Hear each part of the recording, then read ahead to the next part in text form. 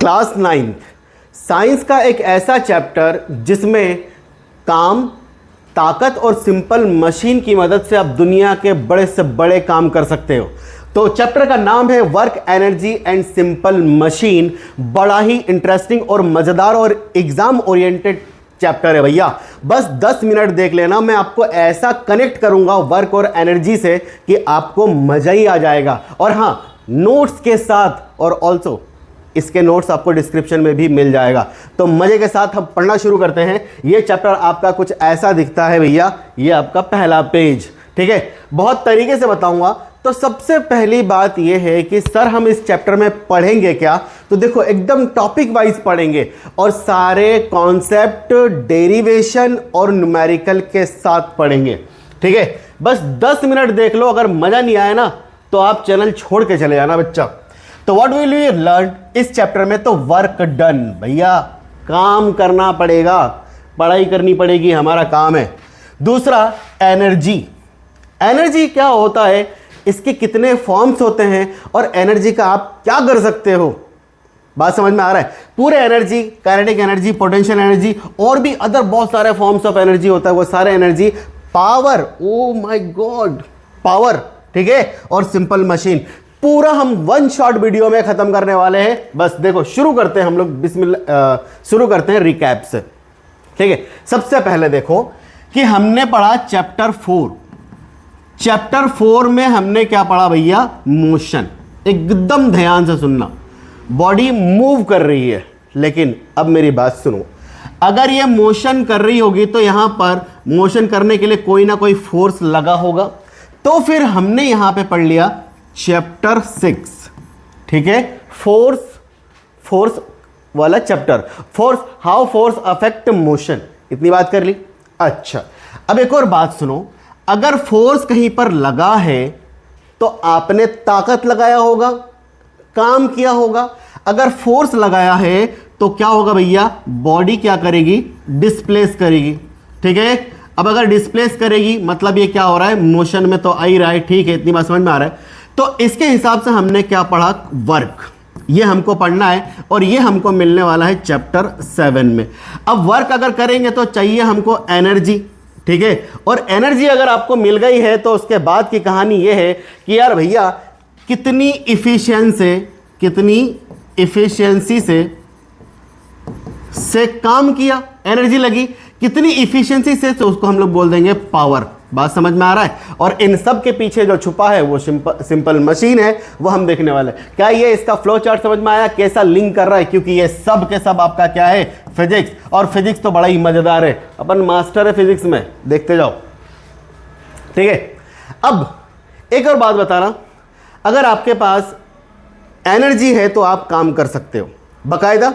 तो हमारे daily life में ना हर एक्टिविटी में एनर्जी की जरूरत पड़ती है, मतलब कोई ना कुछ काम होता है। Every single action we perform, running, lifting, pushing, आप जिम जा रहे हो, आप क्रिकेट खेल रहे हो, फुटबॉल खेल रहे हो, कुछ भी कर रहे हो, पढ़ाई कर रहे हो, इसमें भी क्या आपको खर्चा होगा, एनर्जी। तो भैया किस किस में एनर्जी लगती है, मूवमेंट में, हीट में, लाइट में, एफिशिएंसी से। और ये कौन बोलेगा, पढ़ाई में भी एनर्जी लगती है भाई, लगती कि लगती है, हाँ। तो सबसे पहले ये जो है ना काम से शुरू होता है चैप्टर में। सबसे पहले हम लोग क्या पढ़ेंगे, वर्क एंड इट्स टाइप और उसके न्यूमेरिकल। देखो एक्चुअल में वर्क डन होता क्या है, तो वर्क डन ना कुछ भी नहीं होता है भैया, जो एनर्जी को मेजर करता है उसी को हम लोग बोलते हैं वर्क डन। एक छोटी सी डेफिनेशन देखो, the measure of energy transform when a force move an object is work, object is work. इसका मतलब साफ साफ मैं कहना चाह रहा हूं कि यार मान लो ये मेरे पास एक ब्लॉक है, आपने इस पे लगाया फोर्स, जब आप इस पे फोर्स लगाओगे तो ये क्या होगा, मूव करेगा, सीधी बात। जब ये मूव करेगा तो आपको क्या लगी भैया, एनर्जी लगी, एनर्जी लगी, बिल्कुल लगेगी एनर्जी। अब जब एनर्जी लगेगी तो यही तो हमारा वर्क होता है। तो जो मेजर करेगा आपकी एनर्जी को, इसी को तो हम लोग बोलते हैं वर्क। बात समझ में आ रहा है। लेकिन सर हमको ना स्कूल में पढ़ना है और स्कूल में टॉपर लाना है, सारे हमको ही देखें, हमारी सुंदर कन्याएं, ठीक है। इंप्रेशन झाड़ने के लिए मैं सारी चीजें बताऊंगा आपको कि क्लास में कैसे क्या अपनों को स्मार्ट बनना है, बट कॉन्सेप्ट के साथ, ऐसा नहीं कि कुछ भी उठा के बोल दिया। तो डेफिनेशन क्या बोलना चाह रहा है, work is only done when a force causes displacement in the direction of force. मतलब सीधी बात ये बोलना चाह रहा है भैया स्कूल के डेफिनेशन। मैं एक और डेफिनेशन बताऊंगा, यहां पर आपने फोर्स लगाया और इधर ही इसी डायरेक्शन में क्या हो रहा है आपका डिस्प्लेसमेंट को मैं एस लिखूंगा, मतलब ये और ये दोनों क्या हो रहा है सेम डायरेक्शन में, तो वर्क हुआ। बोले सर ये मजा नहीं आया, आप तो प्रॉपर बताओ डेरिवेशन के साथ कि वर्क आता कैसे, ध्यान से सुनते जाओ बस। तो अगर स्कूल में अगर प्रॉपर डेफिनेशन लिखना चाह रहे हो आप तो कुछ ऐसा लिखना भैया कि work done is the product of the magnitude, product of the magnitude. ध्यान रखना मैग्नीट्यूड इसलिए बोला क्योंकि force is a vector quantity, direction होता है, ठीक है। Force and displacement move in the direction of the force. चलो ध्यान से सुनो, ये मेरे पास m मास का कोई ब्लॉक रखा है या ऑब्जेक्ट रखा है, मैंने इस पे लगाया फोर्स, ऑब्वियसली ये डिस्प्लेसमेंट शो करेगा, कुछ समय बाद ये यहां पर आ जाएगा। तो ये जो है क्या इसने ये डिस्प्लेसमेंट कवर करा, बिल्कुल करा होगा, ठीक है। तो फॉर्मूला जो हो जाएगा work done is equal to force into displacement, क्या यही बोला इन्होंने, ठीक है। लेकिन एक बात का ख्याल रखना, यहां पर जो फोर्स हम लगा रहे हैं या तो हॉरिजॉन्टल लगा रहे हैं या वर्टिकल लगा रहे हैं, इसका थोड़ा सा ध्यान रखना। अभी डायगोनल अगर फोर्स लगाया ना तो क्या हो जाएगा मालूम है, चीजें चेंज हो जाएगी, दिखाता हूं। तो इस हिसाब से वर्क डन को हम लोग W से लिखते हैं, फोर्स इंटू डिस्प्लेसमेंट, ये हो गया फॉर्मूला भाई। बट अगर आप चाहो तो फोर्स बराबर मास इंटू एक्सेलरेशन लिख सकते हो, जो हमने इससे पहले चैप्टर में पढ़ा था 6 में। तो work done is equal to MA और S हो सकता है, जहां पर सबका यूजुअल मीनिंग है, ठीक है। Mass of the block, A acceleration produce और डिस्टेंस ट्रेवल, ये फॉर्मूला हो गया। अब देखो तो फाइनली मुझे वर्क डन का formula work done is equal to force into displacement मुझे मिला। अब सबसे इंपॉर्टेंट ऑब्जेक्टिव में सवाल पूछा जाता है बच्चा, वो है एसआई यूनिट। तो एसआई यूनिट का बड़ा ही सिंपल फंडा है, देखो वर्क डन अगर मैं लिखूंगा तो फोर्स की एसआई यूनिट क्या होता है न्यूटन, और डिस्प्लेसमेंट जो भी होगा मीटर, तो यही तो है न्यूटन इंटू मीटर। एक ऐसा यूनिट ये आ गया, ध्यान रखना, पहला ऐसा यूनिट कहां से सीधे निकाला, ये सीधे निकाला ये, बट मैं इसको ना सेकंड वाला निकालने की कोशिश करता हूं, work done is equal to force into displacement, बरोबर, ठीक है। 3 ऐसा यूनिट होती है, तीनों में बता रहा हूं आपको वर्क डन। क्या मैं इसको मास इनटू एक्सेलरेशन लिख लूं फोर्स को, तो work done is equal to mass का क्या हो जाएगा kg, और एक्सेलरेशन का बच्चा आप पहले पढ़ के आए होंगे मीटर पर सेकंड स्क्वायर, और डिस्प्लेसमेंट को हम क्या लिखेंगे मीटर, तो work done is equal to हो जाएगा kg मीटर स्क्वायर अपॉन में सेकंड का स्क्वायर, और kg मीटर स्क्वायर सेकंड की पावर -2। ये हो गया आपका सेकंड वाला ऐसा यूनिट, बात समझ में आ रहा है। एक ये हो गया और एक ये हो गया, और तीसरा one of the most important, ये जो वैल्यू है ये, इसी को हम लोग बोलते हैं जूल, जूल जे से लिखते हैं हम लोग, बात समझ में आ रहा है। तो फाइनली मेरे पास 3 ऐसा यूनिट आ गई, पहला न्यूटन इंटू मीटर, दूसरा ये भी पूछे तो ये भी आपको बताना है, और अगर ये पूछे तो ये भी आपको बताना है। 3 ऐसा यूनिट होती भैया, नहीं तो बच्चे एक पढ़ के चले जाते हैं, पूछ लेता है दूसरा, है हमको कहीं मालूम, ऐसा नहीं बाबू, हम सब बता रहे हैं आपको, ठीक है। आगे की कहानी, अब यहां से 1-2 नंबर का सवाल अगर पूछ लिया गलती से, तो मैं आपको बेहतरीन तरीके से बता रहा हूं बच्चा कि डिफाइन 1 जूल। लेकिन हां, अगर जनरली आपसे कोई बोले कि ऐसा यूनिट ऑफ वर्क, तो बोलना जूल, ठीक है, ओके। आगे बढ़ो। अब वर्क डन का फॉर्मूला आपको मालूम है, फोर्स इनटू डिस्प्लेसमेंट होता है। मेरे पास एक ब्लॉक ले लिया मैंने m मास का, इसमें फोर्स लगा दिया मैंने 1 न्यूटन का, और भाई साहब डिस्प्लेसमेंट कर गया 1 मीटर का, बात समझ में आ रहा है, ठीक है। तो वर्क डन इक्वल टू क्या हो जाएगा 1 metre into 1 newton into 1 metre 1 newton into metre. अरे इसी को तो हमने बोला था जूल, क्या बोला था, तो work done equal to 1 joule. अब सीधा सीधा डेफिनेशन जो है वो ये कहना चाह रहा है कि when a force of 1 newton move an object through 1 metre in the direction of force is called 1 joule. बस इतनी बात आप कर सकते हो। ब्लॉक पे आपने 1 न्यूटन का फोर्स लगाया और उसने 1 मीटर का डिस्प्लेसमेंट करा, तो जो आपके पास वर्क डन होगा वो 1 जूल का होगा, बात समझ में आ रहा है। इसको अनदर वे में चाहो तो फोर्स बराबर मास इनटू एक्सेलरेशन ले लो भैया, लेकिन ये भी हो जाएगा आपका 1 kg, ये हो जाएगा 1 मीटर पर सेकंड का स्क्वायर, और ये हो जाएगा 1 मीटर, तब भी काम हो सकता है सर। क्या हो सकता है sir, 1 kg metre square upon में सेकंड का स्क्वायर, ये भी हो जाएगा मेरा 1 जूल। अरे जैसे पूछे हमारे पास सबका आंसर है, ठीक, ये हो गया। अब ये तो one of the most important question और ये टॉपिक बन जाता है वर्क का। फिर एनर्जी में बताता हूं आपको। अगर टाइप ऑफ वर्क डन देखा जाए ना तो वो तीन तरीके से होता है। एक पहला होता है आपका पॉजिटिव, हम लोग पॉजिटिव सबसे पहले पढ़ेंगे, फिर पढ़ेंगे जीरो एंड देन पढ़ेंगे नेगेटिव। ये तीन टाइप का वर्क डन होता है। देखो एक बात बताओ, जैसे ये वर्क डन का डेफिनेशन भाई साहब ने बोला था, फोर्स इन द डायरेक्शन, मतलब ये force and the distance travelled in the direction of the force, in the direction of the force, इसने कर दी गड़बड़, इसलिए बन गया इसमें टाइप्स। मतलब ऐसा केस जहां पर फोर्स और डिस्प्लेसमेंट का डायरेक्शन अलग अलग भी हो सकता है, क्योंकि इन द डायरेक्शन ऑफ फोर्स बोला तो फोर्स और डिस्प्लेसमेंट का डायरेक्शन अलग अलग हो सकता है। बोले पहला जो होता है ना पॉजिटिव वर्क डन, जब आपका फोर्स और डिस्प्लेसमेंट अगर दोनों सेम डायरेक्शन में हो तो थीटा बराबर 0 डिग्री बनती है, इसी को हम लोग बोलते हैं पैरेलल। इस केस में आपका पॉजिटिव वर्क डन होगा। मैं भी पूरा डिटेल करके बताता हूं मैं आपको। सबसे पहले जीरो वर्क डन, मतलब आपका अगर डिस्प्लेसमेंट इधर हो रहा है और अगर फोर्स आपका इधर लग रहा है, मतलब थीटा बराबर 90 डिग्री होगा, तब जो वर्क डन होगा वो आपका जीरो होगा। और इस दूसरे में देख रहे हो, यहां पर अगर इस डायरेक्शन में फोर्स लग रहा है तो अपोजिट डायरेक्शन में डिस्प्लेसमेंट, थीटा बराबर 180 डिग्री। इसको हम लोग बोलेंगे एंटी पैरेलल और इसको हम लोग बोलेंगे परपेंडिकुलर। तीन कंडीशन आ रही है, लेकिन ये काम समझने के लिए आपको ना सबसे पहले एक्चुअल वर्क डन का फॉर्मूला पढ़ना पड़ेगा, जिसका कॉन्सेप्ट 11th क्लास से मिलता है। अब 11 सुन के घबराना नहीं बच्चा, आप NTSE, आपका KVPI ओलंपियाड, ये तो दो गई ना, और CBSE वाला है भैया, वो तो सवाल अच्छे से ही पूछता है, तो मैं अच्छे से बता रहा हूँ। देखो अभी तक जो हम फोर्स लगा रहे थे, या तो वो वर्टिकली था, ऐसा था, या हॉरिजॉन्टली था, वर्टिकली या हॉरिजॉन्टली। लेकिन क्या होगा जब इस ब्लॉक को ऐसे करके खींचोगे, ऐसे, क्या ये डायगोनली फोर्स लगा रहे हो?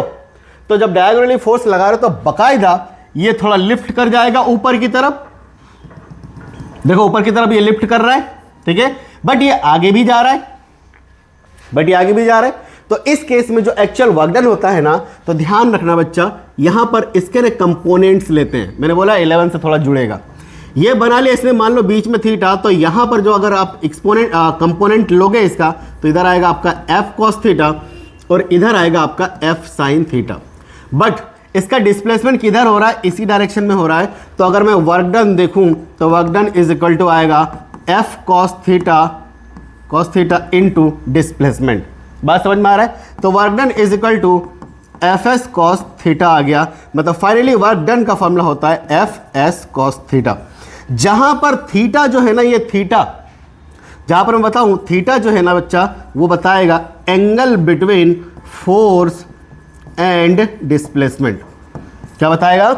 Angle between force and displacement. अच्छा बोले सर ये कॉस थीटा क्या बाबासीर है? भैया कॉस थीटा क्या है?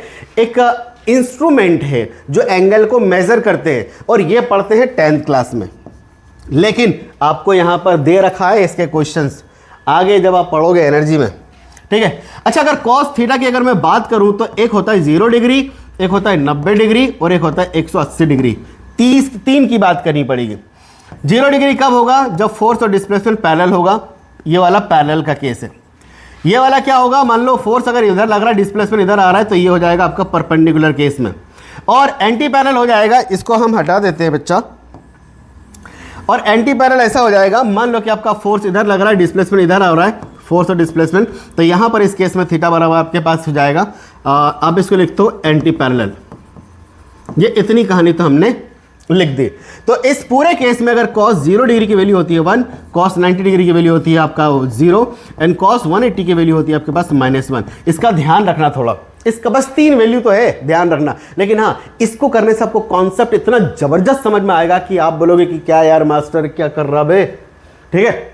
ध्यान से देखो, अब अगर हम पॉजिटिव वर्क डन की बात करेंगे तो मतलब work done is equal to जो फोर्स इनटू डिस्प्लेसमेंट हो रहा है ना, यहां पर ये मेरा पॉजिटिव आना चाहिए, एक बार 0 हो जाना चाहिए और एक बार क्या आना चाहिए? नेगेटिव। तो देखो पॉजिटिव वर्क डन ये होता है कि जब force and displacement are in the same direction, force and displacement are in the same direction. इस केस में देखो फोर्स इधर लगा रहा हूं, डिस्प्लेसमेंट इधर हो रहा है, तो थीटा बराबर कितना बना भैया? 0 डिग्री। मतलब ये पैरेलल का केस है। क्या ये पैरेलल का केस है? थीटा बराबर 0 डिग्री। अच्छा, तो work done is equal to हम लिखेंगे force into displacement fs cos theta. क्या ये चीज लिखा था अभी भैया? इस केस में आप देख रहे हो ना, थीटा बराबर 0 डिग्री, क्योंकि फोर्स और डिस्प्लेसमेंट दोनों सेम डायरेक्शन में है ना। पैरेलल है ना, दोनों पैरेलल, ठीक है। तो वर्क डन इक्वल टू क्या हो जाएगा, एफ एस कॉस 0 और work done equal to F S cos 0 की वैल्यू अभी मैंने 1 बताई थी। इसको थोड़ा सा ध्यान रखना बच्चा, थोड़ा सा अच्छे से अगर पढ़ ले तो बहुत मजा आ गया, मजा आएगा। ये क्या हो गया, तो वर्क डन इक्वल टू जो भी आया एफ इंटू एस, जो भी आया, क्या ये पॉजिटिव आया, तो इसको हम लोग बोलेंगे पॉजिटिव वर्क डन, ठीक है। अब बेस्ट एग्जांपल ये है इसका, ये फुटबॉल है, अगर आप इसको किक करोगे तो यहां पे देखो इसका डिस्प्लेसमेंट भी इधर, डिस्प्लेसमेंट भी इधर और इसका फोर्स भी इधर, both are in the same direction, both are in the same direction. आप किसी ब्लॉक को धकेल रहे हो, जिधर फोर्स लगा रहे हो उधर ही डिस्प्लेसमेंट हो रही है, तो क्या इतनी बात आपको समझ में आ गई, ठीक है। अब आगे की कहानी, छोटा सा न्यूमेरिकल, फिर मजे ही मजे। अ force of 20 Newton applied on a box, ये रहा मेरा बॉक्स, ठीक है भाई, ये बॉक्स है, विच मूव 5 मीटर, इसमें हमने फोर्स लगाया F बराबर 20 न्यूटन का, ये गिवन है, और मूव कर गया S बराबर 5 मीटर का, इन the direction of force. In the direction of force मतलब कौन सा वाला केस, पॉजिटिव वर्क डन होगा कि नहीं होगा, ठीक है। तो यहां पर जब आप सॉल्यूशन करोगे तो बोलना भैया F बराबर हमको देकर रखा है 20 न्यूटन, S बराबर देकर रखा हमको 5 मीटर और थीटा बराबर देकर रखा है 0 डिग्री, बिकॉज इधर फोर्स और इधर ही मेरा क्या है, डिस्प्लेसमेंट। तो आप तो जानते हो जब पॉजिटिव वर्क डन होता है वर्क डन इक्वल टू सीधा F इंटू एस से निकाल लो, तो वर्क डन इक्वल टू क्या हो जाएगा 20 इंटू 5, तो ये जाएगा आपका 100 जूल, हो भाई 100 जूल।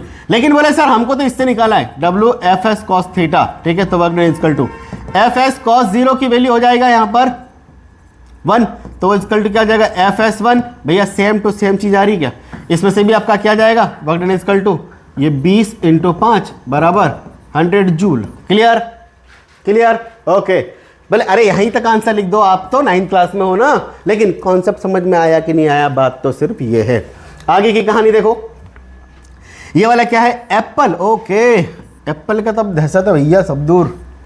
देयरफॉर अच्छा यहां देखो, ये मेरे पास एक एप्पल है, एम मास का, मास देके रखा है, नहीं रखा है नीचे, भाई सीधी बात याद रखना कि एक ग्रेविटी नीचे लगती है क्या, जिसको अपन बोलते हैं mg, और क्या इसी को हम लोग बोलते हैं weight, weight weight weight, mg, बात समझ में आ रहा है। तो ये एक तरह से फोर्स ही है ना, तो ये कितना लग रहा है 2 न्यूटन, और एप्पल कितना डिस्टेंस ट्रेवल कर रहा है, डाउनवर्ड फॉल, s बराबर कितना हो गया 3 मीटर। भाई साफ साफ बताओ इस केस में find the work done, find the work done. Apple गिरा, फोर्स लगा आपके पास 2 न्यूटन और इसने डिस्टेंस ट्रेवल करा s बराबर 3 मीटर, भैया थीटा बराबर 0 डिग्री, मतलब positive work done, positive work done. और एक और चीज, force and displacement are in the same direction, that means positive work done. तो वर्क डन इक्वल टू हो जाएगा मेरे इस केस में, work done equal to force into displacement लिख लूं या cos थीटा 0, तो भी आंसर वही आएगा। तो F कितना हो गया मेरे पास 2 न्यूटन इंटू ये क्या हो गया 3 मीटर, तो work done equal to 6 newton into metre, और इसी को हम लोग बोलते हैं जूल, तो 6 जूल। कितने का काम करा इसने, गिरने में ही हमको जूल के खर्चे करवा रहा है, गिरो गिरो, ये ना गिरता तो न्यूटन पता नहीं क्या करता। अब 0 वर्क डन। अब तो ध्यान से सुंदर कन्या को देखो, कितने प्यार से दीवार को धका रही है, जैसे लगता है कि वो उसको तोड़ी देगी, लेकिन इससे नहीं होगा। मतलब समझना, मतलब समझना, 2 कंडीशन होंगे। एक तो ऐसा कंडीशन होगा कि आप फोर्स लगाओगे लेकिन बॉडी कांट डिस्प्लेस, बात समझ में आ रहा है, जैसे कि ये कर रही है मैडम, देख पाए आप।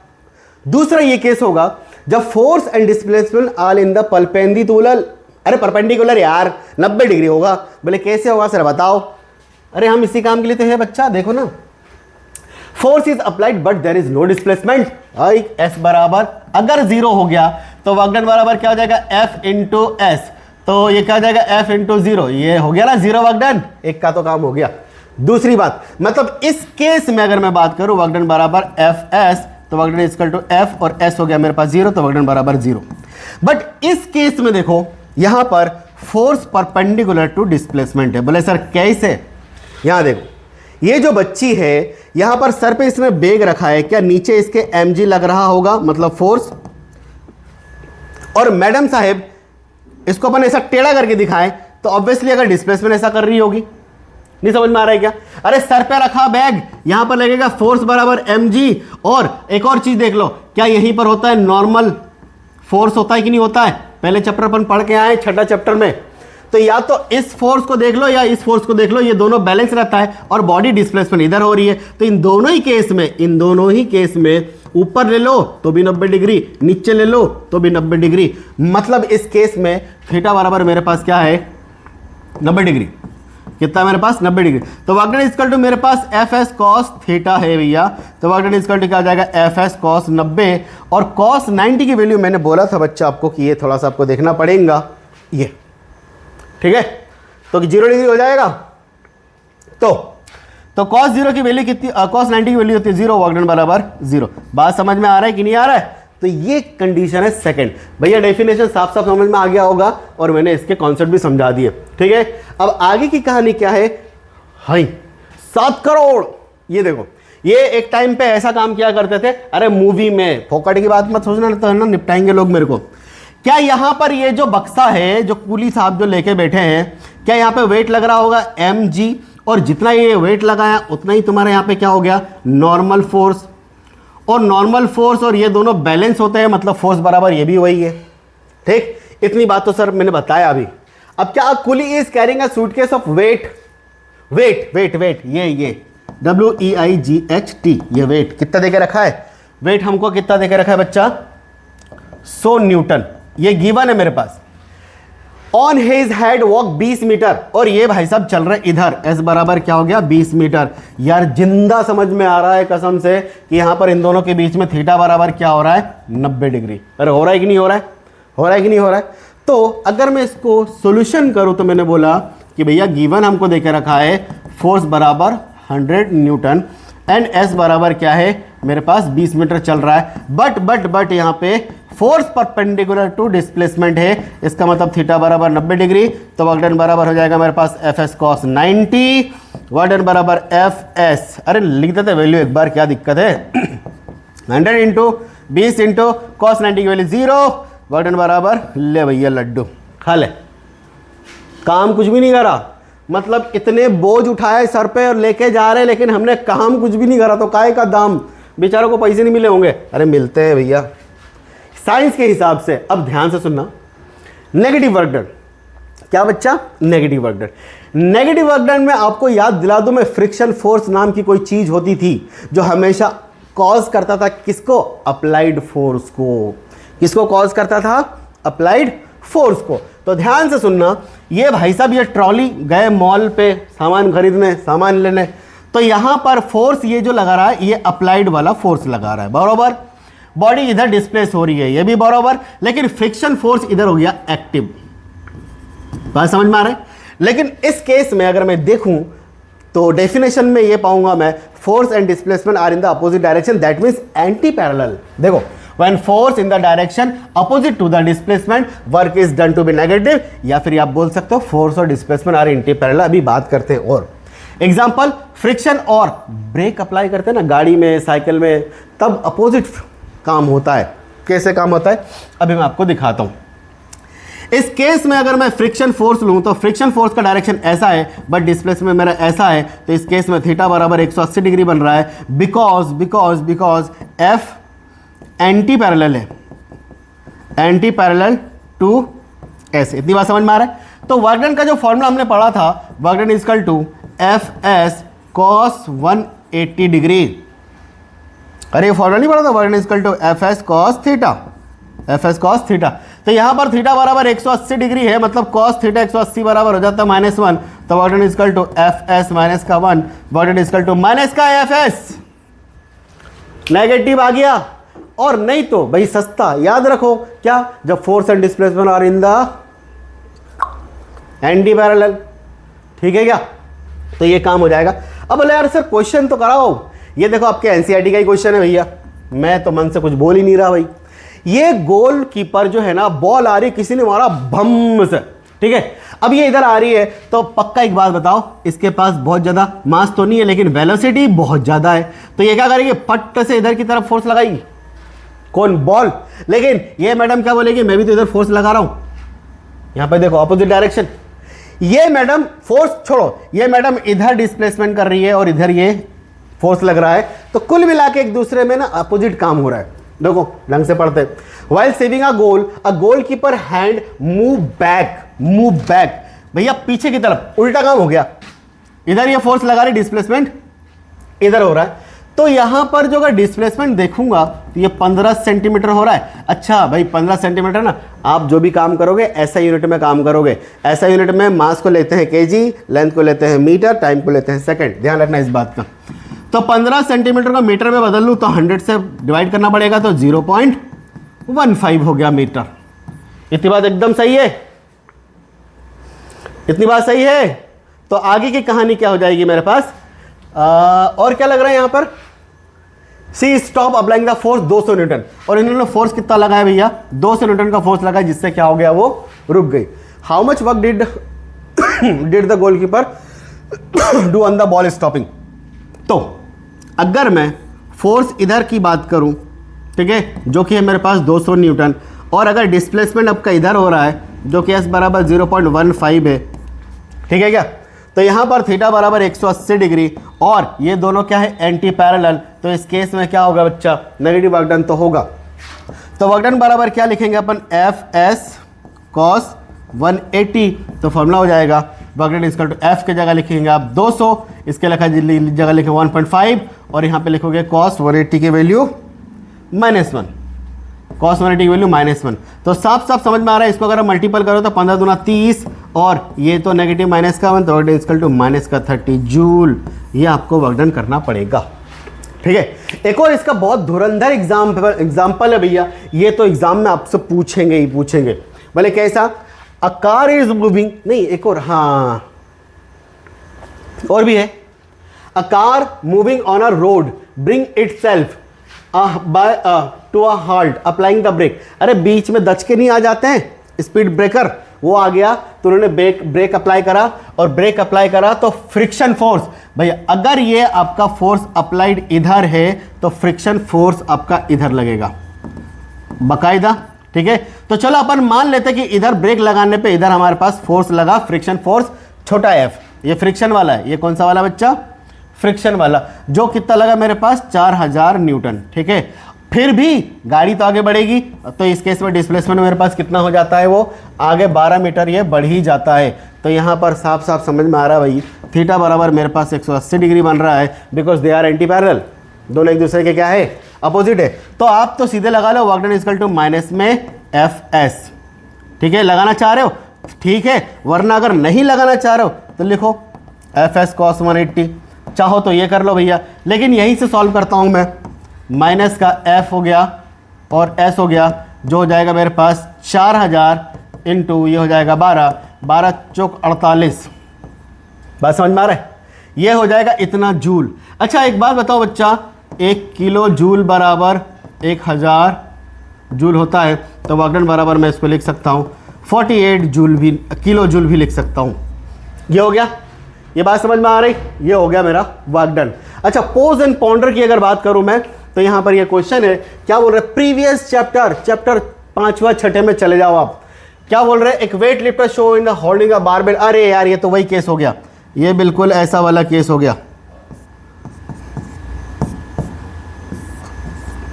ये वाला केस हो गया। ये कि क्या लेके रखा है, डंबल। ठीक है, अब डंबल लेके रखा है कि है ना, in her hands is doing any work on the barbell while holding it steady. यार भाई जब ये ना, ये बारबेल जब पकड़ के बैठा रहेगा तब इसने कोई वर्क डन करा क्या, नहीं कोई वर्क डन नहीं करा। क्यों नहीं करा, ये जो है ना इसमें कोई भी वर्क डन नहीं हो रहा है, क्योंकि इस केस में फोर्स तो लग रहा है, फोर्स बराबर mg तो लग रहा है, मतलब वेट तो लग रहा है, बट बॉडी डिस्प्लेस नहीं कर रही है, तो फिर वर्क डन बराबर 0 डिग्री, 0 वर्क डन क्या होगा इस केस में, 0। कौन सा फोर्स लग रहा है, ये आपका वेट लग रहा है नीचे, वेट बराबर mg, कोई काम नहीं कर रहा। अच्छा, in the work done by friction on stacks of the coin travel on the rough surface. भाई देखो अगर तुम्हारे पास इस कुछ तरीके से रफ सरफेस है, यहां पर अगर आप एक कॉइन को ऐसा फोर्स लगाते हो तो इधर डिस्प्लेसमेंट करेगा, लेकिन फ्रिक्शन फोर्स तो मेरा इधर लगेगा, तो यहां पर देख एक इधर और एक इधर, थीटा बराबर 180 degree, anti parallel, work done बराबर नेगेटिव। ये तो फोकट सवाल था। इसमें क्या हो जाएगा, वर्क डन बराबर 0, इसमें क्या हो जाएगा, वर्क डन बराबर नेगेटिव। ओजोन पाउंडर की तो बारी बजा दी अपने। अब सेकंड टॉपिक जो है भाई एनर्जी है, बिना एनर्जी का कोई काम नहीं होता है। तो ध्यान से देखो, बड़ा ही इंटरेस्टिंग है वर्क एनर्जी थ्योरम। क्या होता है वर्क एनर्जी थ्योरम, बताओ जल्दी मुझे।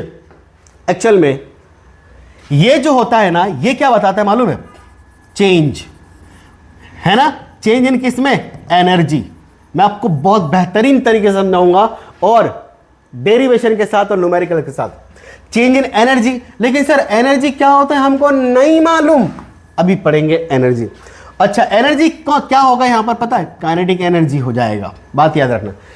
वर्क एनर्जी थ्योरम क्या बताता है? चेंज, और चेंज इन किस में? Kinetic energy. और काइनेटिक एनर्जी क्या होता है हमको ये भी नहीं मालूम, तो पहले ना हम एनर्जी की बात कर लेते हैं कि एनर्जी होता क्या है। तो देखो, एनर्जी किसी भी object, the capacity of doing work, the capacity of doing work, काम करने की जो कैपेसिटी है उसी को हम लोग क्या बोलेंगे भैया? एनर्जी। ये छोटा सा डेफिनेशन आप लिख सकते हो। तो एनर्जी हम लोग यहाँ पे दो तरीके से पढ़ेंगे, एक होता है काइनेटिक एनर्जी और एक होता है बेटा पोटेंशियल एनर्जी। लेकिन एनर्जी के बहुत सारे फॉर्म्स होते हैं, बहुत सारे फॉर्म्स होते हैं। शुरू में याद करो जब हमने बात करी थी, एनर्जी जो होता है भैया हर चीज में लगता है, पढ़ने में, लिखने में, दौड़ने में, भागने में, खाने में, पीने में, हर चीज में। तो forms of energy, other energy की बात करूं तो यहां पर बहुत सारे एनर्जी है। एक बात बताता हूं, एनर्जी जो है ना, neither be created nor be destroyed, it always from one form to another. एक बहुत इंपॉर्टेंट बात है, ये बहुत इंपॉर्टेंट बात है। एनर्जी ना तो कभी आप बना सकते हो, ना कभी इसको मिटा सकते हो। हम तो भैया एक फॉर्म से दूसरे फॉर्म में कन्वर्ट हो जाएंगे। तो एनर्जी हमेशा कन्वर्ट होता है, mechanical energy, thermal energy, heat energy, sound energy, blah blah blah, ठीक है। तो ये one of the most important tagline याद रखना कि work done of an object is equal to change in its energy. मतलब मैं तुमको साफ साफ हिंदी में बताता हूं, वर्क डन जो होगा ना, हमेशा always convert in energy.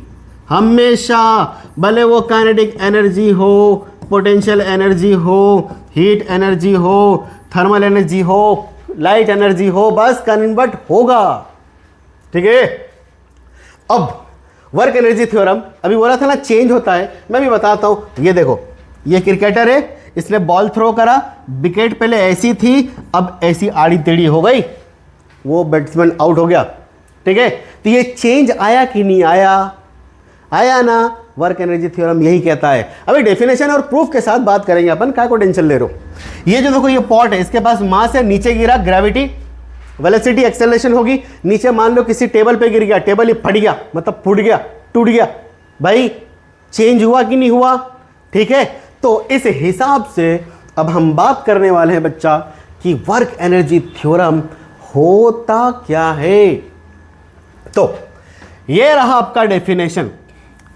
Work energy theorem, the net work done on an object equals the change in its kinetic energy. अरे सर पीछा काय क्यों नहीं छोड़ रहे हो यार? मतलब work done net is equal to change in kinetic energy. बेटा इस डेल्टा का मतलब होता है चेंज, और जब भी आप चेंज की बात करोगे ना तो कुछ फाइनल माइनस में इनिशियल, ऐसा ही कुछ करना पड़ता है। मेरी बात से सहमत हो आप? ठीक है। तो work done, net work done जो होगा मेरे पास, मैं इसको ऐसा बोलूं, काइनेटिक एनर्जी फाइनल माइनस में काइनेटिक एनर्जी इनिशियल, कुछ ऐसी बात यहां पर होने वाली है। लेकिन अब भी हमको काइनेटिक एनर्जी नहीं मालूम, तो हम अब शुरू करेंगे बच्चा काइनेटिक एनर्जी। सबसे पहले डेफिनेशन पढ़ो काइनेटिक एनर्जी। अच्छा, ये कार देख पा रहे हो आप? ये कार देखो, ठीक है। ये ड्राइवर बैठा है, गाड़ी भयंकर, इसका मास होगा, वेलोसिटी होगी, एक्सेलरेशन होगा, पता नहीं क्या होगा। काइनेटिक एनर्जी हमेशा याद रखना, मूवमेंट। क्या भाई? मूवमेंट, ठीक है। तो kinetic energy is the energy possessed by an object due to its motion. अगर कोई भी ऑब्जेक्ट मोशन में है मतलब काइनेटिक एनर्जी उसके पास है, काइनेटिक एनर्जी उसके पास है। अच्छा, moving object has kinetic energy, इतनी बात समझ में आ रहा है। और इसका जो बच्चा फॉर्मूला होता है ना, हाफ एम वी का स्क्वायर, ठीक है। अच्छा, एक बात जो मैंने आपको नहीं बताया, जो बहुत ही इंपॉर्टेंट है भाई, कहीं पर भी देख लो, एनर्जी का जो ऐसा यूनिट होता है, हमेशा ऐसा यूनिट ऑफ एनर्जी, तेरी एनर्जी जो होता है ना ऑलवेज जूल होगा भाई। क्या होगा? जूल। हमेशा ऐसा यूनिट क्या होती है इसकी, कोई भी एनर्जी हो जूल होगी। अब यहां पर काइनेटिक एनर्जी का हाफ mv²। अब हम करेंगे इसका डेरिवेशन। तो चलो शुरू करते हैं।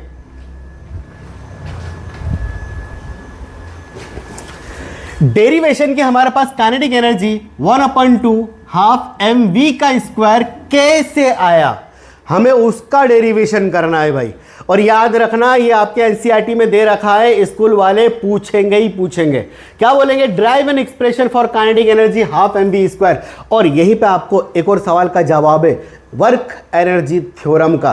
तो दोनों का डेरिवेशन एक ही में है, एकदम ध्यान से सुनना बच्चा, एकदम ध्यान से, ठीक है। देखते जाओ मैं कर क्या रहा हूं। ये गाड़ी है, ये गाड़ी चलना शुरू हो रही है। तो शुरू में एक बात बताओ, इनिशियल वेलोसिटी u बराबर मेरा 0 होगा, एकदम बराबर। कुछ समय बाद जब इधर फोर्स लगेगा, गाड़ी जब स्टार्ट होगी, तो यहां पर आपका डिस्प्लेसमेंट हो जाएगा, फोर्स आपका इधर लग रहा है। लेकिन इस केस में फाइनल वेलोसिटी आपका क्या हो जाएगा? v। तो भैया मूवमेंट में जैसे ही आया ये गाड़ी, काइनेटिक एनर्जी इसके पास आ गई, ठीक है।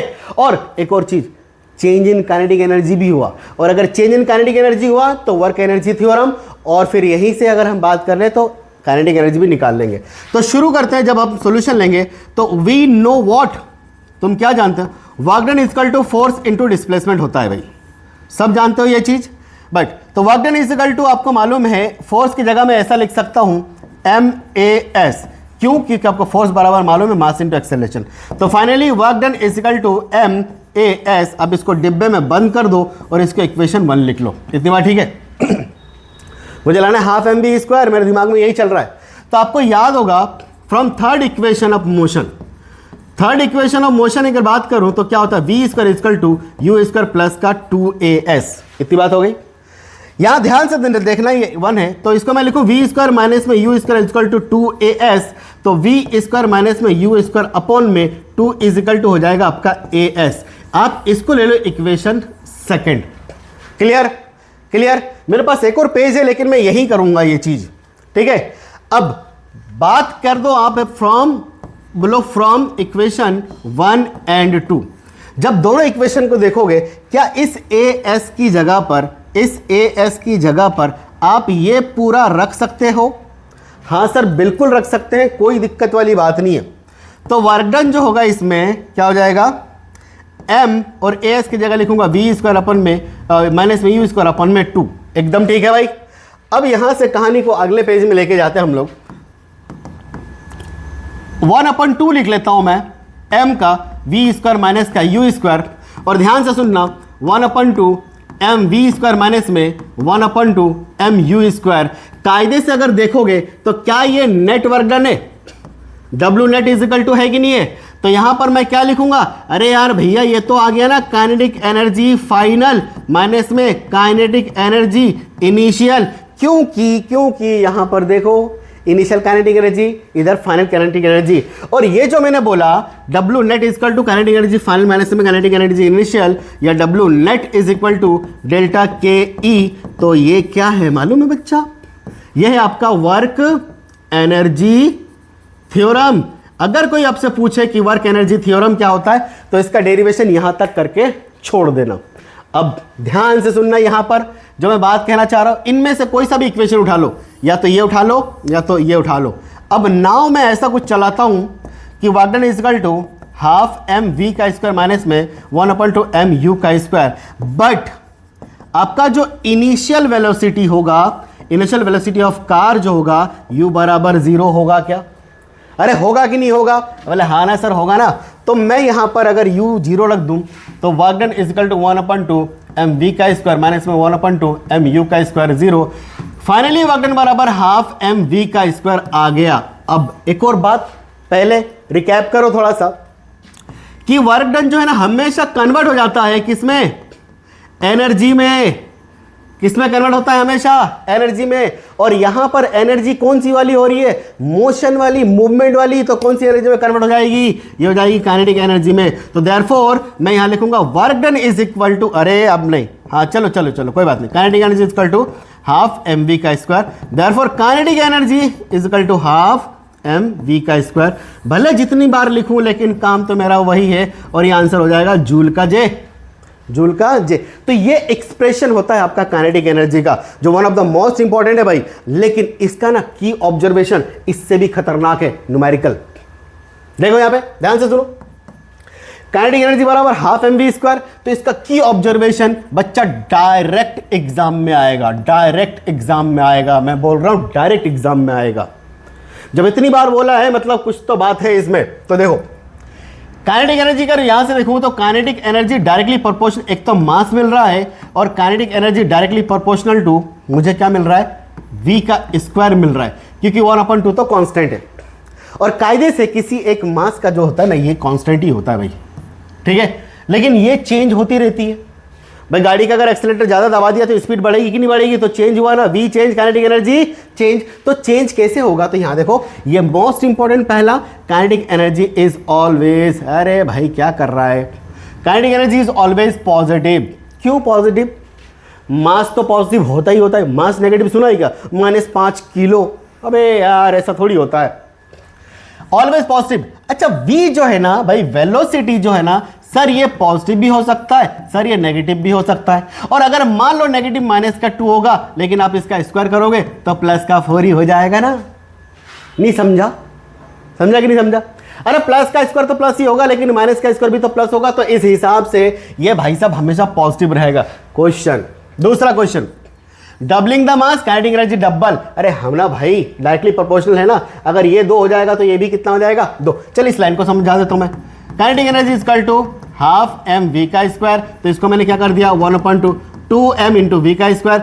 ये 1/2 काटना नहीं है, एम वी का स्क्वायर। ये क्या हो गया, 2 इंटू काइनेटिक एनर्जी। हुआ कि नहीं हुआ, अरे हुआ कि नहीं हुआ, हो गया ना डबल। लेकिन ये सबसे इंपॉर्टेंट है क्वार्टरपल वाली, doubling the velocity kinetic energy 4 गुना। 2 गुने से वेलोसिटी बढ़ाओगे, काइनेटिक एनर्जी 4 गुना हो जाएगा, ठीक है। और kinetic energy depend on speed not direction. क्यों डायरेक्शन पे डिपेंड नहीं करेगा, बहुत ही इंपॉर्टेंट सवाल। डायरेक्शन पे डिपेंड इसलिए नहीं करेगा क्योंकि हम यहां पे वेलोसिटी का ना मैग्नीट्यूड ले रहे हैं, और मैग्नीट्यूड क्या होता है, वेलोसिटी का मैग्नीट्यूड तो होता है स्पीड। तो इसलिए ये डिपेंड ऑन स्पीड, लेकिन डायरेक्शन पे डिपेंड नहीं करेगा। तुम कुछ भी ले लो, हम तो भाई पॉजिटिव भी होंगे। ये जो इंपॉर्टेंट था डबल ट्रिपल वाला, ये इसका एग्जाम्पल क्वेश्चन भी है। इन्होंने बोला कि if the velocity of a vehicle double है ना in the magnitude, what will be the kinetic energy. तो सबसे पहले अगर मैं बोलूं काइनेटिक एनर्जी बराबर हाफ एम वी का स्क्वायर होता है। बट यहां पर जो v है, v इक्वल टू 2v ले लिया इन्होंने। अरे एक काम कर लेता हूं, ये हो गया क्या, जो भी वेलोसिटी ले गए आप, चलो डैश ले लेता हूं मैं, डबल कर दिया, डबल कर दिया कि नहीं कर दिया। तो मेरे पास काइनेटिक एनर्जी जो डैश हो जाएगा, ये डैश करके ले ले, 1/2 m ऐसे कैसे रहेगा, क्या ये 2v का स्क्वायर हो जाएगा। तो फाइनली अगर मैं देखूंगा kinetic energy is equal to 1/2 m, 2 का स्क्वायर 4, v का स्क्वायर ये 1/2 ऐसा ले लो। एक काम करो, ज़्यादा कुछ मत करो, 4 को आगे ले लो, 4 इंटू 1/2 m v का स्क्वायर। क्या ये के ई डैश जो हुआ मेरे पास, जो नया वाला आया, 4 गुना काइनेटिक एनर्जी है क्या, 4 टाइम्स। वेलोसिटी डबल तो kinetic energy 4 times, velocity triple तो काइनेटिक एनर्जी 9 टाइम्स। मतलब ये कह सकता हूं मैं कि जो change in kinetic energy K E dash होगा directly proportional to the n square of initial kinetic energy. बस समझ जाओ क्या बोला मैंने, n बराबर 1 2 3 4 5, इंपॉर्टेंट रिलेशन बच्चा, ठीक। अब ये छोटा सा सवाल है जिससे आपको काइनेटिक एनर्जी समझ में आ जाए और आप उसके क्वेश्चंस कर लो। अब बॉडी ऑफ मास क्या देखा रखा है, m बराबर 40 किलो। हाँ तो ठीक है, दे रखा है तो मेरे को क्या, रन, अच्छा वेलोसिटी भी दे रखी है, भाग रहा भैया 3 मीटर पर सेकंड से। फाइंड काइनेटिक एनर्जी, दौड़ा भागी काइनेटिक एनर्जी, दौड़ा भागी काइनेटिक एनर्जी। तो काइनेटिक एनर्जी बराबर हाफ एम वी का स्क्वायर, 1/2 m की जगह हो गया मेरे पास 40, v का हो गया 3 का स्क्वायर, ये कट गया मेरे पास आ गया 20, 20 इंटू 3 का स्क्वायर 9 बराबर 180 जूल। ले भैया, ये हलवा सवाल ऐसे नहीं पूछते, बड़े बड़े पूछो सर। हाँ ये ले, क्या बोल रहे हैं यहाँ पे कि in one of their fastest deliver Indian cricketer ball cricket ball with an approximate mass. भाई इस क्वेश्चन को जब सॉल्यूशन करोगे तो सबसे पहले मास बराबर 0.2 kg दे रखा है, एकदम बराबर, कोई दिक्कत नहीं। एट अ वेलोसिटी अबाउट कितना 154.8 किलोमीटर पर आवर। यहां पे खेल है भाई, 154.8 किलोमीटर पर आवर देके रखा है, लेकिन बाबू हमें काम करना है ऐसा यूनिट में। समझ में आया लड़के? किस में काम करेंगे अपन? ऐसा यूनिट में। तो हमें इसको बदलना पड़ेगा मीटर पर सेकंड में। 154.8 इंटू मीटर पर सेकंड में चेंज करने के लिए सीधा सीधा 5/18 से आप क्या करो, मल्टीपल कर दो। क्यों? क्योंकि 1 किलोमीटर बराबर 1000 मीटर होता है और 1 घंटे में 3600 सेकंड होता है। काट कूट के यही आ जाओगे। चलो भैया काटो, यहाँ पे 0 बढ़ा दो। मैं काट देता हूँ इसको, 5 से 5 3 15, 5 6 36 आ गया। इसको भी काटते 6 से, 6 6 36।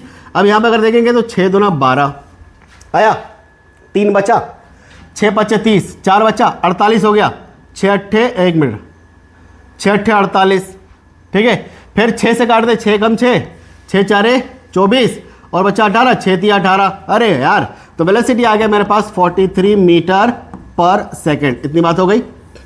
अब नाउ भाई फाइंड करने के लिए बोला था kinetic energy. Kinetic energy equal to क्या हो जाएगा, हाफ एम वी का स्क्वायर। तो ये 1/2 एम क्या हो गया मेरे पास 0.2 kg इंटू वी का स्क्वायर मतलब 43 का स्क्वायर। ये तो कट गया, नीचे क्या बच गया 10, ये पॉइंट हटाया तो ये 43 का स्क्वायर अपॉन में क्या हो गया 10। 43 का स्क्वायर क्या होता है मालूम है, 1849 अपॉन में क्या हो गया 10। तो भैया काइनेटिक एनर्जी जो होगा इस केस में वो कितना हो जाएगा 184.9 जूल। हो गया, हलवा है ना? अरे इजीली समझ में आ गया ये चीज। चलो भाई, अब हम क्या करने वाले हैं, आगे वाला सवाल 1849। ये इंपॉर्टेंट क्वेश्चन है बच्चा, बहुत इंपॉर्टेंट क्वेश्चन आपके स्कूल में पूछेगा। अभी देखो, समुद्री जहाज जो होता है ना, एयरबेस, वहां पर भाई रनवे तो होता नहीं कि जहाज यहां से लेके 1 किलोमीटर दौड़ के जा रहा है फिर रुक रहा है। तो यहां पर ऐसा था 1 किलोमीटर का आप जहाज तो बना नहीं पाओगे।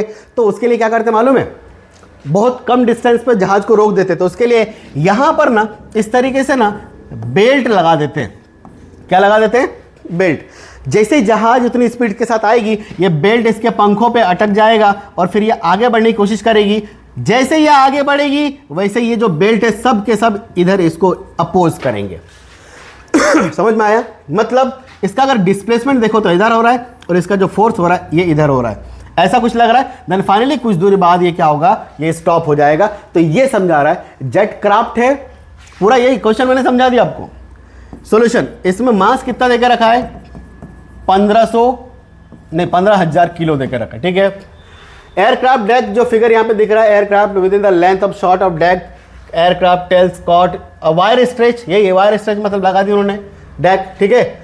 Wire exerted N approximate constant backward force. तो इस केस में फोर्स मेरे पास कितना है 3675 2 बार 0 न्यूटन हो गया, ठीक है। And stop jet within the 100 metre. और यहाँ पे एस बराबर कितना देके रखा है मेरे पास 100 मीटर, ये देके रखा है। What is the velocity of the aircraft? ओ भाई वेलोसिटी निकालना है अपनों को। क्या निकालना है? वेलोसिटी। तो यहां पर ना एक बड़ा सा सिंपल सा कॉन्सेप्ट लगाएंगे। वर्क डन जानते हो बच्चा क्या होता है? Force into displacement. और वर्क डन एनर्जी में कन्वर्ट हो जाता है क्या? तो बस काम हो गया मेरा। जब मैं सॉल्यूशन करूंगा तो मैं यही बोलूंगा भाई कि वर्क डन बराबर हमको मालूम है फोर्स इनटू डिस्प्लेसमेंट होता है। वीनो बोल देते एक बार अच्छे से। फोर्स है 367500 और डिस्टेंस कितना हो गया भाई 100। तो वर्क डन आया 3675 2 बार 0 और ये 2 बार 0, इतने जूल आ गया। But work done convert into kinetic energy, कोई बुरी बात नहीं है। तो मेरे पास काइनेटिक एनर्जी वर्क डन ऐसा लिख लेता हूं मैं इसको, work done equal to kinetic energy equal to half M V का स्क्वायर। कोई दिक्कत नहीं होना चाहिए बच्चा। तो वर्क डन बोलो काइनेटिक एनर्जी क्या 367512 हो गया ये, और आया 1/2। मास कितना भैया 15,000 और ये वी का स्क्वायर मुझे निकालना है। अरे ठीक है क्या? चलो 3 दिनों को काटो, काटना तो तुमको आता है ना बच्चों, काटा करो यार अच्छे से। तो ये 36750 ये हो जाएगा 2 और नीचे आ जाएगा आपका 15, ठीक। अब इसको काटो यार, ये क्या हो जाएगा वी स्क्वायर। और काटो इसको, और काटना पड़ेगा। तो अगर मैं इसको काटूं तो मैं पहले किससे काट दूं, 5 से काटता हूँ यार इसको, थोड़ा जगह चाहिए इसके लिए, लेकिन समझने की कोशिश करना। 5 तिया 15, 5 सत्ते 35, बचा 1, 17 हो गया। 5 तिया 15, बचा 2, 25 हो गया। 5 पच्चे 25, एकदम बराबर। अब यहां पर देखो तो वी स्क्वायर बराबर मेरे पास क्या आ रहा है, 7350 अपॉन में 3, और काटो इसको। 3 एकम 3, 3 दूना 6, 1 बचा, 3 4 12, फिर 1 बचा, 3 5 15, इतना आ गया क्या? ठीक है, क्या मैंने सही करा? अभी भी ये 2 है, इंटू क्या है मेरे पास 2, तो वी स्क्वायर बराबर 2459 इंटू 2, तो ये वी बराबर, इसको जब मल्टीपल करूंगा तो ये हो जाएगा 2, 5 दूना 10, 4 8 8 9, और ये हो जाएगा 4। अरे यार ये 7 इंटू 100 इंटू 10 है क्या? देखो कायदे से इसको एक और लिख लो, 49 इंटू 100 अगर आप लिख लेते हो तो ये 7 का स्क्वायर है, वो 10 का स्क्वायर है, तो v बराबर हो जाएगा मेरे पास 7 आ जाएगा, और एक 10 बाहर आ जाएगा, मीटर पर सेकंड आ जाएगा। तो v बराबर 70 मीटर पर सेकंड होगी उसकी स्पीड, जो जेट क्राफ्ट जो लैंड हुआ। ठीक है, ये क्वेश्चन हो गया। ओके भाई, बहुत बढ़िया। अच्छा यहाँ पर देखो क्या बनना चाह रहा है, अच्छा क्वेश्चन है ये, डायरेक्टली पूछ सकते हैं आपको। 2 object A and B of mass m and 4m, चल ठीक है। यहां पर क्या बोला इन्होंने, 2 ऑब्जेक्ट है मेरे पास, एक छोटा सा मास है m का, और एक कितने का मास है 4m का, 2 मास हो गए। Have the kinetic energy same, दोनों का काइनेटिक एनर्जी सेम है। What is the ratio of magnitude of the velocity of A and B? अरे हाँ ना, ठीक है यार, ये a है ये b है, इसको हम बोलेंगे मास ऑफ a, इसको हम लोग बोलेंगे मास ऑफ b। वेलोसिटी होगा इसका va, इसकी वेलोसिटी होगी vb। Kinetic energy of a, यहाँ पे kinetic energy of b, but एक चीज गिवन है, kinetic energy of a is equal to kinetic energy of b, ये मेरे पास गिवन है। ठीक है, m बराबर m है, तो m भी बराबर क्या है 4m, और मुझे इसका रेशियो निकालना है। ठीक है भाई, और फाइंड हमको क्या करना है बच्चा, va अपॉन में vb इक्वल टू कितना होगा। तो मैं इस रिलेशन को लेके आगे बढ़ता हूं। क्या काइनेटिक एनर्जी ऐसा लिखूं, हाफ ma va का स्क्वायर बराबर हाफ mb vb का स्क्वायर? कोई दिक्कत नहीं सर, नहीं आना चाहिए, है ना, क्योंकि ये दोनों बराबर है ना। अब एक बात बताओ, हाफ और हाफ को निपटाओ, तो निपटा दिया अपन ने, क्या इतना टेंशन ले रहे हो? अरे यार जाना भाई, हाफ और हाफ को निपटा दिया, तो ma va का स्क्वायर आ गया, ये mb vb का स्क्वायर आ गया। ma तुम्हारा m है, va तुम्हारा va का स्क्वायर अभी भी रहेगा, ये तुम्हारा 4m है, vb का स्क्वायर ऐसा का ऐसे ही रहेगा, m और m कट गया भाई, तो va का स्क्वायर अपॉन में इसको नीचे ले आऊं तो vb का स्क्वायर हो जाएगा, क्या हो जाएगा 4:1। अब जब यहाँ पे स्क्वायर हटाऊंगे तो रूट चढ़ेगा, तो क्या हो जाएगा va अपॉन में vb is equal to √4:1, that is equal to 2:1, 2:, अरे 2/1 हो जाएगा ना, 2/1। तो फाइनली बोल सकते हो कि va is to vb is equal to 2:1। ले भैया, इसका वेलोसिटी का रेशियो कुछ ऐसा होगा। अच्छा, does the kinetic energy of an object which move constant velocity change its position? यार इस केस में नहीं होगा यार, काम नहीं होगा। क्यों नहीं होगा भाई? नो, इसके पीछे का कारण क्या है भाई, काइनेटिक एनर्जी कांस्टेंट होगी ना इस केस में। क्यों? बिकॉज v बराबर कांस्टेंट है ना, तो काइनेटिक एनर्जी चेंज कहां से होगी? क्यों? अरे यार बच्चा, काइनेटिक एनर्जी डायरेक्टली प्रोपोर्शनल तो वेलोसिटी ना भाई, ये चेंज तो ये भी चेंज ना, तो इसलिए इसका आंसर नो लिखना। Kinetic energy is equal to constant because the velocity is also constant. तो ये काम हो गया। ओए होए, पोटेंशियल एनर्जी, मजा ही आएगा। अब बताता हूं पोटेंशियल एनर्जी। ठीक है, ये ऑब्जेक्ट है, यहां पर रखा मेरा ये पेन, मैं ये भी रेस्ट पर है, लेकिन इसमें क्या लग रहा है मालूम है, सिर्फ वेट लग रहा है नीचे की तरफ, ग्रेविटी। अब मैंने ना इसको उठाया, हाइट बढ़ा रहा हूं, हाइट बढ़ा रहा हूं, हाइट बढ़ा रहा हूं, हाइट बढ़ा रहा हूं, तो जो मैंने इसको उठाने का काम करा, वही जो काम है, वर्क, इसमें स्टोर हो गया। क्या हो गया? इसमें स्टोर हो गया। और जैसे मैं इसको छोड़ूंगा, पोटेंशियल एनर्जी गेन कर लिया उनने। दिमाग की बत्ती नहीं जली? अभी जलाता हूँ। एडमिशन बोल रहा हूँ, बच्चे नहीं आ रहे यार। पोटेंशियल एनर्जी, ये गुलेल वाले भैया को देखो, ये यहां पर क्या लगा, elastic.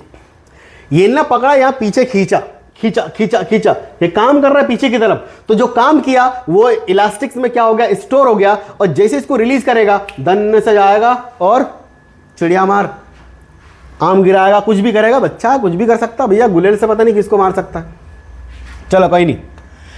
The potential energy PE is the energy stored and in an object due to its position or rest. It is energy waiting for the released. बाबू अभी बोला था आपको यहाँ पे, ये ले काम करा, स्टेट पे रेस्ट पर था, पोजीशन पे ले आया, छोड़ दिया, वर्क डन। किस में कन्वर्ट हो गया, पोटेंशियल एनर्जी में। अच्छा, सबसे इंटरेस्टिंग बात ये है, potential energy is not visible, ये आपको दिखेगा नहीं, ये आपको दिखेगा नहीं, ये हमेशा it is stored inside the object, ये इनसाइड द ऑब्जेक्ट में स्टोर्ड होता है to be converted into kinetic energy. मतलब पोटेंशियल एनर्जी कन्वर्ट हो जाता है किसमें, काइनेटिक एनर्जी। और अगर एक लाइन पीछे लो तो क्या हो जाएगा, वर्क डन। आया समझ? ये दोनों ही केस में देखो, ये क्या, स्लिंग शॉट पीछे खींच रहा है, इलास्टिक एनर्जी कन्वर्ट हो गया पोटेंशियल एनर्जी में, छोड़ेगा, खत्म। ये गुलेल में भी निशानेबाजी में भी सेम काम है। और अदर एग्जांपल देखो, ये स्लिंग शॉट हो गया, stretch elastic energy, store elastic potential energy. एक स्प्रिंग को कंप्रेस करोगे, आपके एनसीईआरटी में ये सब दे के रखा है भाई, है ना, मैं कोई मन से नहीं कर रहा, बस फोटो अलग है, टेंशन नहीं लेना। कंप्रेस करेंगे तो पोटेंशियल एनर्जी ये गेन कर लेगा, उसको हम लोग बोलेंगे इलास्टिक पोटेंशियल। इलास्टिक का मतलब ये होता है जो खींचा जाता है भाई, ठीक है। इलास्टिक पेंट नहीं आता, ठीक है ना। मैग्नेट सेपरेट करेंगे, पास रखेंगे, आप एक दूसरे से क्या करेंगे, चिपका लेंगे, तो मैग्नेटिक पोटेंशियल एनर्जी। अच्छा देखो एक बात, ये बॉल है, नीचे खींच देंगे, छोड़ देंगे, तो वर्क डन बराबर वेट बराबर mg होगा कि नहीं होगा, इसको फोर्स बोलो। तो जो मैंने यहां से यहां तक उठाया, क्या करा, वर्क डन, वही कन्वर्ट किस में हो गया, पोटेंशियल एनर्जी। बोले सर ये तो बकवास कर दी आप, है ना, एक एक्टिविटी के साथ बताओ। तो आपको ना एक एक्टिविटी दे रखा है, याद रखना पोटेंशियल एनर्जी, अभी फॉर्मूला बताऊंगा, और एक याद रखना हाइट जितना ज़्यादा उतना ज़्यादा पोटेंशियल एनर्जी। इसने क्या बोला मालूम है, दो बॉल है, इसको मान लो आपने 2 मीटर से फेंका, और इसको मान लो आपने 4 मीटर से फेंका। कहाँ पे, रेत में। तो पता है ये कम गड्ढा करेगा रेत में, ये ज़्यादा गड्ढा करेगा, मतलब इसके पास ज़्यादा एनर्जी हो गई, इसके पास कम एनर्जी हो गई। ये पूरा काम है। अगर चाहो तो आप वीडियो को थोड़ी सी पॉज करके इसको पढ़ लो, वरना तुम तो समझा दिया मैंने। आगे देखो ये फॉर्मूला। अब देखो भाई मेरे पास ये क्या है, ग्राउंड है, यहां पर ये ब्लॉक रखा है m मास का, ये m मास का ब्लॉक रखा है। आप नीचे से ऊपर लेते जाओगे तो आपकी हाइट बढ़ रही है। क्या हाइट बढ़ रही है, मतलब पोटेंशियल एनर्जी बढ़ रही है। अच्छा, जब इसको यहां से यहां तक ले जा रहे हो तो आप काम कर रहे हो, तो इसका डेरिवेशन बड़ा ही सिंपल है, भाई। देखो work done is equal to, हमको मालूम है फोर्स इंटू डिस्प्लेसमेंट होता है, और हेयर यहां पर जो फोर्स है ना, फोर्स इज इक्वल टू क्या है, आपका वेट है, और वेट बराबर क्या हो जाएगा आपका mg। क्या यहां पर हर केस में इस जगह पर इसको mg से डील करना पड़ रहा है, क्या mg लग रहा है, ये ऊपर mg दिखा रही है, mg नहीं है बाबू, ये ऐसा है, अभी बता रहा हूं, नीचे लग रहा होगा mg और ऊपर लग रहा होगा नॉर्मल, ये होगा नॉर्मल, और नॉर्मल फोर्स ही तुम्हारा क्या होता है, mg होता है। क्या ये दोनों इक्वल होता है ना, बैलेंस। तो ध्यान से सुनना, अगर यहाँ पे बात करूँ, काफ़ी हाइट पे रखा है मैंने, ये मेरा इधर ग्राउंड है, ये h हाइट है, तो अरे यार ये h हाइट यहाँ नहीं लेना मेरे को, यहाँ ले लिया मैंने, h हाइट है इनके पास, ये ग्राउंड है, तो यहाँ पर लगेगा आपका mg, और यही वाला हाइट s हो जाएगा क्या आपके पास, ये s। तो वर्क डन बराबर फॉर्मूला जो होता है, वर्क डन बराबर F की जगह लिख सकते हो mg और s, और यहाँ पर s बराबर जो है ना वो हाइट के बराबर है, तो वर्क डन बराबर mgh, और यही वर्क डन कन्वर्ट हो जाएगा आपका पोटेंशियल एनर्जी में, तो that is equal to mgh। क्या ये समझ में आया? तो पोटेंशियल एनर्जी का फॉर्मूला होता है भाई वर्क डन बराबर mgh, जहाँ पे m का मतलब मास ऑफ द बॉडी, g मतलब ग्रेविटी, और वही ग्रेविटी जो होता है 9.8 मीटर पर सेकेंड, या फिर पर सेकेंड का स्क्वायर, या फिर 10 ले लो आप, बहुत जगह होता है 9.8 मीटर पर सेकेंड स्क्वायर।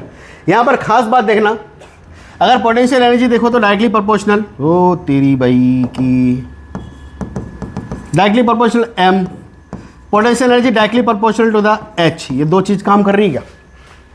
ठीक है, अगर h जीरो होगा तो पोटेंशियल एनर्जी भी जीरो होगा क्या? ठीक है, लेकिन पता है पोटेंशियल एनर्जी कभी जीरो नहीं होती है, मिनिमम होता है। ये इंपॉर्टेंट बात है ये, ठीक है, ये अभी बड़ी क्लास में आ जाओगे तब समझ में आएगा आपको। Potential energy increase with height, बरोबर, डायरेक्टली प्रोपोर्शनल मतलब ये होता है। Potential energy increase with mass, ये भी बरोबर, मास डायरेक्टली प्रोपोर्शनल होता है। Potential energy zero at the ground level, zero होता है। अभी हम 9th क्लास में हम जीरो ही मानेंगे, लेकिन मिनिमम होता है, ध्यान रखना। नहीं तो अगर पोटेंशियल एनर्जी नीचे नहीं होगा ना तो सारे एयर पार्टिकल, जितने भी एयर है ना, सब स्केप कर जाएगा भाई। एयर को होल्ड करके रखने वाला कौन है? ग्रेविटी। ग्रेविटी मतलब mg, h लगा के भाई, पेंट नहीं करना हो। Reference point, potential energy stored, it can't be converted to kinetic energy, it can be converted into kinetic energy. हमेशा याद रखना पोटेंशियल एनर्जी स्टोर होता है और वो किस में कन्वर्ट होता है? काइनेटिक एनर्जी में। अच्छा, एक छोटा सा प्रॉब्लम है। क्या है प्रॉब्लम भाई? प्रॉब्लम समाधान करते हैं। A child of mass 30 kg slide from the height of 4 metre, find the velocity at a bottom. है सवाल भी पूछेंगे क्या हम लोगों को? भाई बहुत इंपॉर्टेंट सवाल है। अब अगर मैं बात करूं वेलोसिटी, ये कौन सा सवाल लिया है मैं? एक सेकंड, अगला क्वेश्चन क्या है? हाइट। हाँ, ओहो, पोटेंशियल एनर्जी। चलो, अच्छा यार, ये सवाल ना एनर्जी कंजर्वेशन का है यार। चलो यहां देखो, ओहो, यहां पर ये सवाल नहीं है बच्चा। फाइंड पोटेंशियल एनर्जी लिखना आपको, फाइंड पोटेंशियल एनर्जी। नेक्स्ट सवाल मैं आपको बताता हूं, ये अभी वर्क एनर्जी थ्योरम में आएगा ये वाला सवाल। फाइंड पोटेंशियल एनर्जी, तो पोटेंशियल एनर्जी बराबर क्या हो जाता है? mgh। तो m कितना हो गया मेरे पास? 30 किलो, g हो गया मेरे पास 10, हाइट कितना हो गया भाई? 4 मीटर। तो ये हो जाएगा 300 इंटू 4, तो ये सब 1200 जूल। इसकी भी ऐसा यूनिट जूल ही होगी, इसकी भी ऐसा यूनिट क्या होगी? जूल ही होगी। ठीक है, अब यहां देखो ये वाला सवाल। After taking a catch, a fielder through the cricket ball of mass 200 gram. Solution देखो भैया, कैच लिया और थ्रो करा किधर? विकेट की तरफ। ओके, मास कितना? 200 ग्राम है। हाई, अच्छा, up in the air through 10 metre above the ground in the celebration. Okay, अरे यार कैच लेने के बाद ऐसा नहीं करते, वो फेंक देते हैं एकदम, बिल्कुल भयंकर जोश के साथ चिल्लाते हैं क्रिकेटर अपने, है ना? How much potential energy does the ball have when the ball reach its maximum height? Okay भाई, कैच लिया और एग्रेशन में फेंक दिया और यहां पर पहुंच गई है टॉप पर। तो टॉप पर हाइट जो होगा ये कहाँ भाई? ये ग्राउंड में रहेगा, आसमान में तो रहेगा नहीं क्रिकेटर। तो एच कितना गेन कर रहा है वो नहीं मालूम, कि वही निकालना है। अच्छा, एच कितना गेन कर रहा है? अरे बोलो ना, 10 मीटर। एच बराबर कितना गेन कर रहा है? 10 मीटर। और मास कितना देकर रखा है बॉल का? m बराबर 200 ग्राम। मैं आपको बता दूं, इस ग्राम को केजी में बदलना पड़ेगा, तो ये हो जाएगा 200 बटा 1000, ये हो जाएगा आपका केजी में। तो मास बराबर क्या आ जाएगा? 0.2 केजी आ गया, बराबर 0.2 केजी आ गया। h बराबर मेरे पास 10 मीटर दे रखा है, तो नाउ जो मेरा पोटेंशियल एनर्जी होगा वो हो जाएगा mgh। m कितना है? 0.2 kg, ये कितना है? 10, और g भी हमने क्या माना? 10 उन्होंने बोला। हाइट भी कितना है मेरे पास? 10, तो ये हो जाएगा 100 इंटू 2, तो ये हो जाएगा 20 जूल।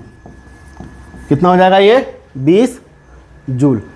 भाई प्लीज़ यार, आप वीडियो देख रहे हो, समझ में अगर आ रहा है ना तो कसम से शेयर करो अपने दोस्तों को, बताओ कि यार मैं भी पढ़ाता हूँ और अच्छा ही पढ़ाता हूँ और अच्छा ही पढ़ाऊँगा। बात दरअसल ये है कि यार देखो, बच्चे देख के हमने अभी तक पढ़ाया, ऑनलाइन पढ़ाया नहीं है, लेकिन इतने परफॉर्मेंस आ रही है वो बहुत अच्छी बात है, और इससे भी बेटर कर सकता हूँ मैं, क्योंकि इंसान हर चीज़ चेंज कर सकता है मेहनत से।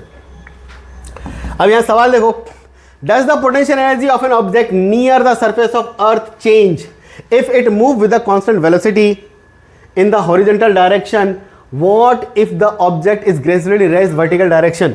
भाई इस केस का आंसर आप बताओ। Does not change because between potential depend on height. अरे यार ये जो है ना, बस इतना मैं जानता हूं कि potential energy directly proportional to the height होता है। Change the height, potential energy is also change. बस इतना आंसर लिखना है इसका। अब भाई ये जो क्वेश्चन है, ये मैं कितनी बार आईएमपी बोलूंगा मैं नहीं समझ सकता हूं, लेकिन आपके पास डेरिवेशन ये देकर रखा है और आएगा तो सीधे 5 नंबर का आएगा। ठीक है, energy conservation, conservation of mechanical energy. Mechanical energy मतलब सुन लो मेरी बात, एनर्जी के type, kinetic energy, potential energy. Energy conservation बहुत कंजर है ये। कंजर कैसे अभी समझाता हूँ। ना तो इसको तुम बना सकते हो, ना तो इसको तुम मिटा सकते हो, इसको हमेशा कन्वर्ट कर सकते हो एक फॉर्म से दूसरे फॉर्म। इसी को बोलते हैं conservation of energy. Conservation of momentum भी पहले हुआ करता था लेकिन अब नहीं है। लेकिन मैं आपको बता दूं, कंजर्वेशन का मतलब, कभी भी ये वर्ड आए ना, कंजर्वेशन का मतलब याद रखना कि इनिशियल बराबर फाइनल होगा रे भैया। तू जो भी करना कर ले, अपन तो ऐसे ही होंगे। बोला था ना, neither be created nor be destroyed.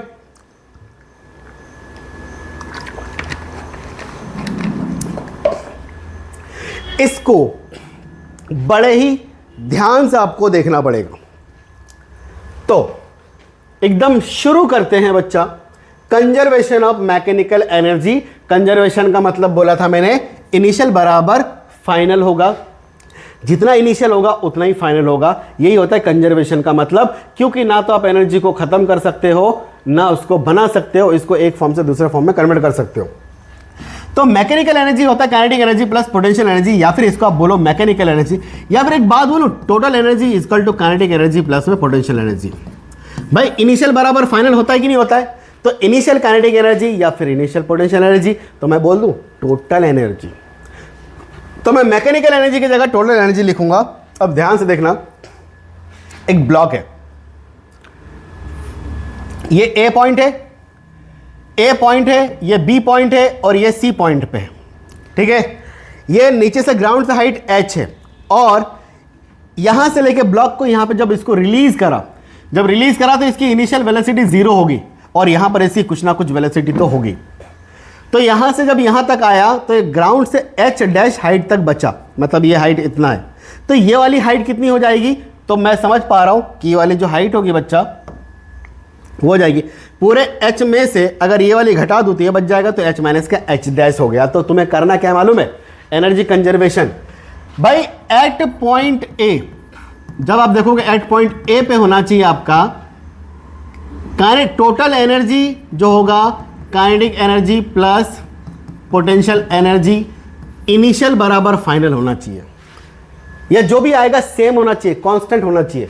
Mechanical energy kinetic energy plus potential energy बराबर कांस्टेंट, मतलब एक जैसा होना चाहिए। तो चलो मैं शुरू करता हूं एट पॉइंट ए पर। ठीक है, तो मैंने बोला कि kinetic energy at a point पर, तो अगर मैं इस केस में देखूंगा तो ये क्या हो जाएगा, हाफ एम वी ए का स्क्वायर।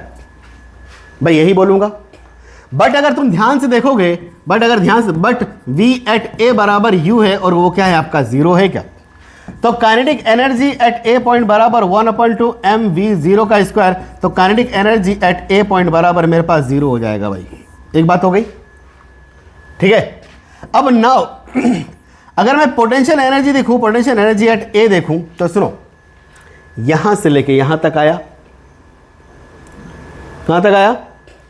यहां से यहां तक, यहां ये जो ए पर है, ए ग्राउंड से कितनी हाइट ऊपर है? क्या ये h हाइट ऊपर है? तो ये क्या हो जाएगा, M G H A point तक। ठीक है, तो पी ई एट ए जो हो जाएगा वो कायदे से एम जी एच की जगह पूरा h लग जाएगा। ये मेरा हो गया भाई, ये पहला काम हो गया। अरे पहला काम हो गया। तो इस हिसाब से मेरे पास टोटल एनर्जी एट ए जो हो जाएगा, या फिर इसको बोलो mechanical energy M E at A जो हो जाएगा, काइनेटिक एनर्जी ए प्लस में पोटेंशियल एनर्जी ए होगा। तो therefore that is equal to 0 plus में एम जी एच। तो total energy at a point बराबर एम जी एच। और पता है मजे की बात क्या है, यही का यही एनर्जी आपके बी पॉइंट पे भी आना चाहिए। mgh ही आना चाहिए। अगर आया तो समझ जाना कि कंजर्व है, वरना गलत है। तो मैं निकाल के दिखाता हूं एट बी पॉइंट पे। जब यहां पर आओगे तो मैं सबसे पहले निकालूंगा kinetic energy at B point पे। तो क्या हो जाएगा, हाफ एम वी बी का स्क्वायर होगा कि नहीं होगा? अरे हो जाएगा बी का स्क्वायर। बी का स्क्वायर मतलब यहां पर भैया वेलोसिटी तो है, वी बी कुछ तो है, लेकिन ये निकालेंगे कैसे सर? तो मैं कहता हूं यहां पर निकालने का तरीका, हम निकालते हैं इसको सेकंड इक्वेशन ऑफ मोशन से। मतलब वी नो, और sorry third, we know third equation of motion, जिसको हम अच्छे से जानते हैं, वी स्क्वायर बराबर यू स्क्वायर प्लस में 2as होगा। क्या ध्यान से सुनना, क्या ये बी वाला होगा? और ये जो होगा ये ए की जगह पर होगा, और ये जो होगा एस ए पे हो जाएगा, और एक्सेलरेशन तो तुम्हारा जी हो जाएगा। तो वी वी का स्क्वायर इक्वल टू, ये तो होता है 0। भाई तुमने यहां से रिलीज करा ना, तो यहां पे u बराबर 0 था ना, ठीक है। 2 a की जगह क्या लिखोगे आप, g, और s जो है क्या यहां पर h माइनस का h डैश लिखूं? h माइनस का h डैश लिखूं कि नहीं लिखूं? क्योंकि h देखो ना, ये डिस्टेंस इसने कवर कराना भाई a से b तक आने में। तो वी बी का square is equal to 2g h minus का h डैश, ठीक है। अब नाउ मैं करता हूं काइनेटिक एनर्जी बराबर हाफ एम वी का square that is equal to 1/2 m, और v के स्क्वायर की जगह लिखूंगा मैं 2g h माइनस का h डैश। लाला ये तो कट गया। अरे कटा कि नहीं कटा? काटो ना, काटना तो आना चाहिए। तो kinetic energy is equal to क्या हो जाएगा, एम जी एच माइनस का एच डैश। इसको अपन इतने ही रहने दे, कोई दिक्कत नहीं? दिक्कत। ये हो गया भाई काइनेटिक एनर्जी। अब हम बात करेंगे potential energy at B point पे। तो जब आप पोटेंशियल एनर्जी बी पॉइंट पे बात करोगे तो पोटेंशियल एनर्जी क्या कहता है, मास चाहिए, ग्रेविटी चाहिए, और जमीन से हाइट चाहिए।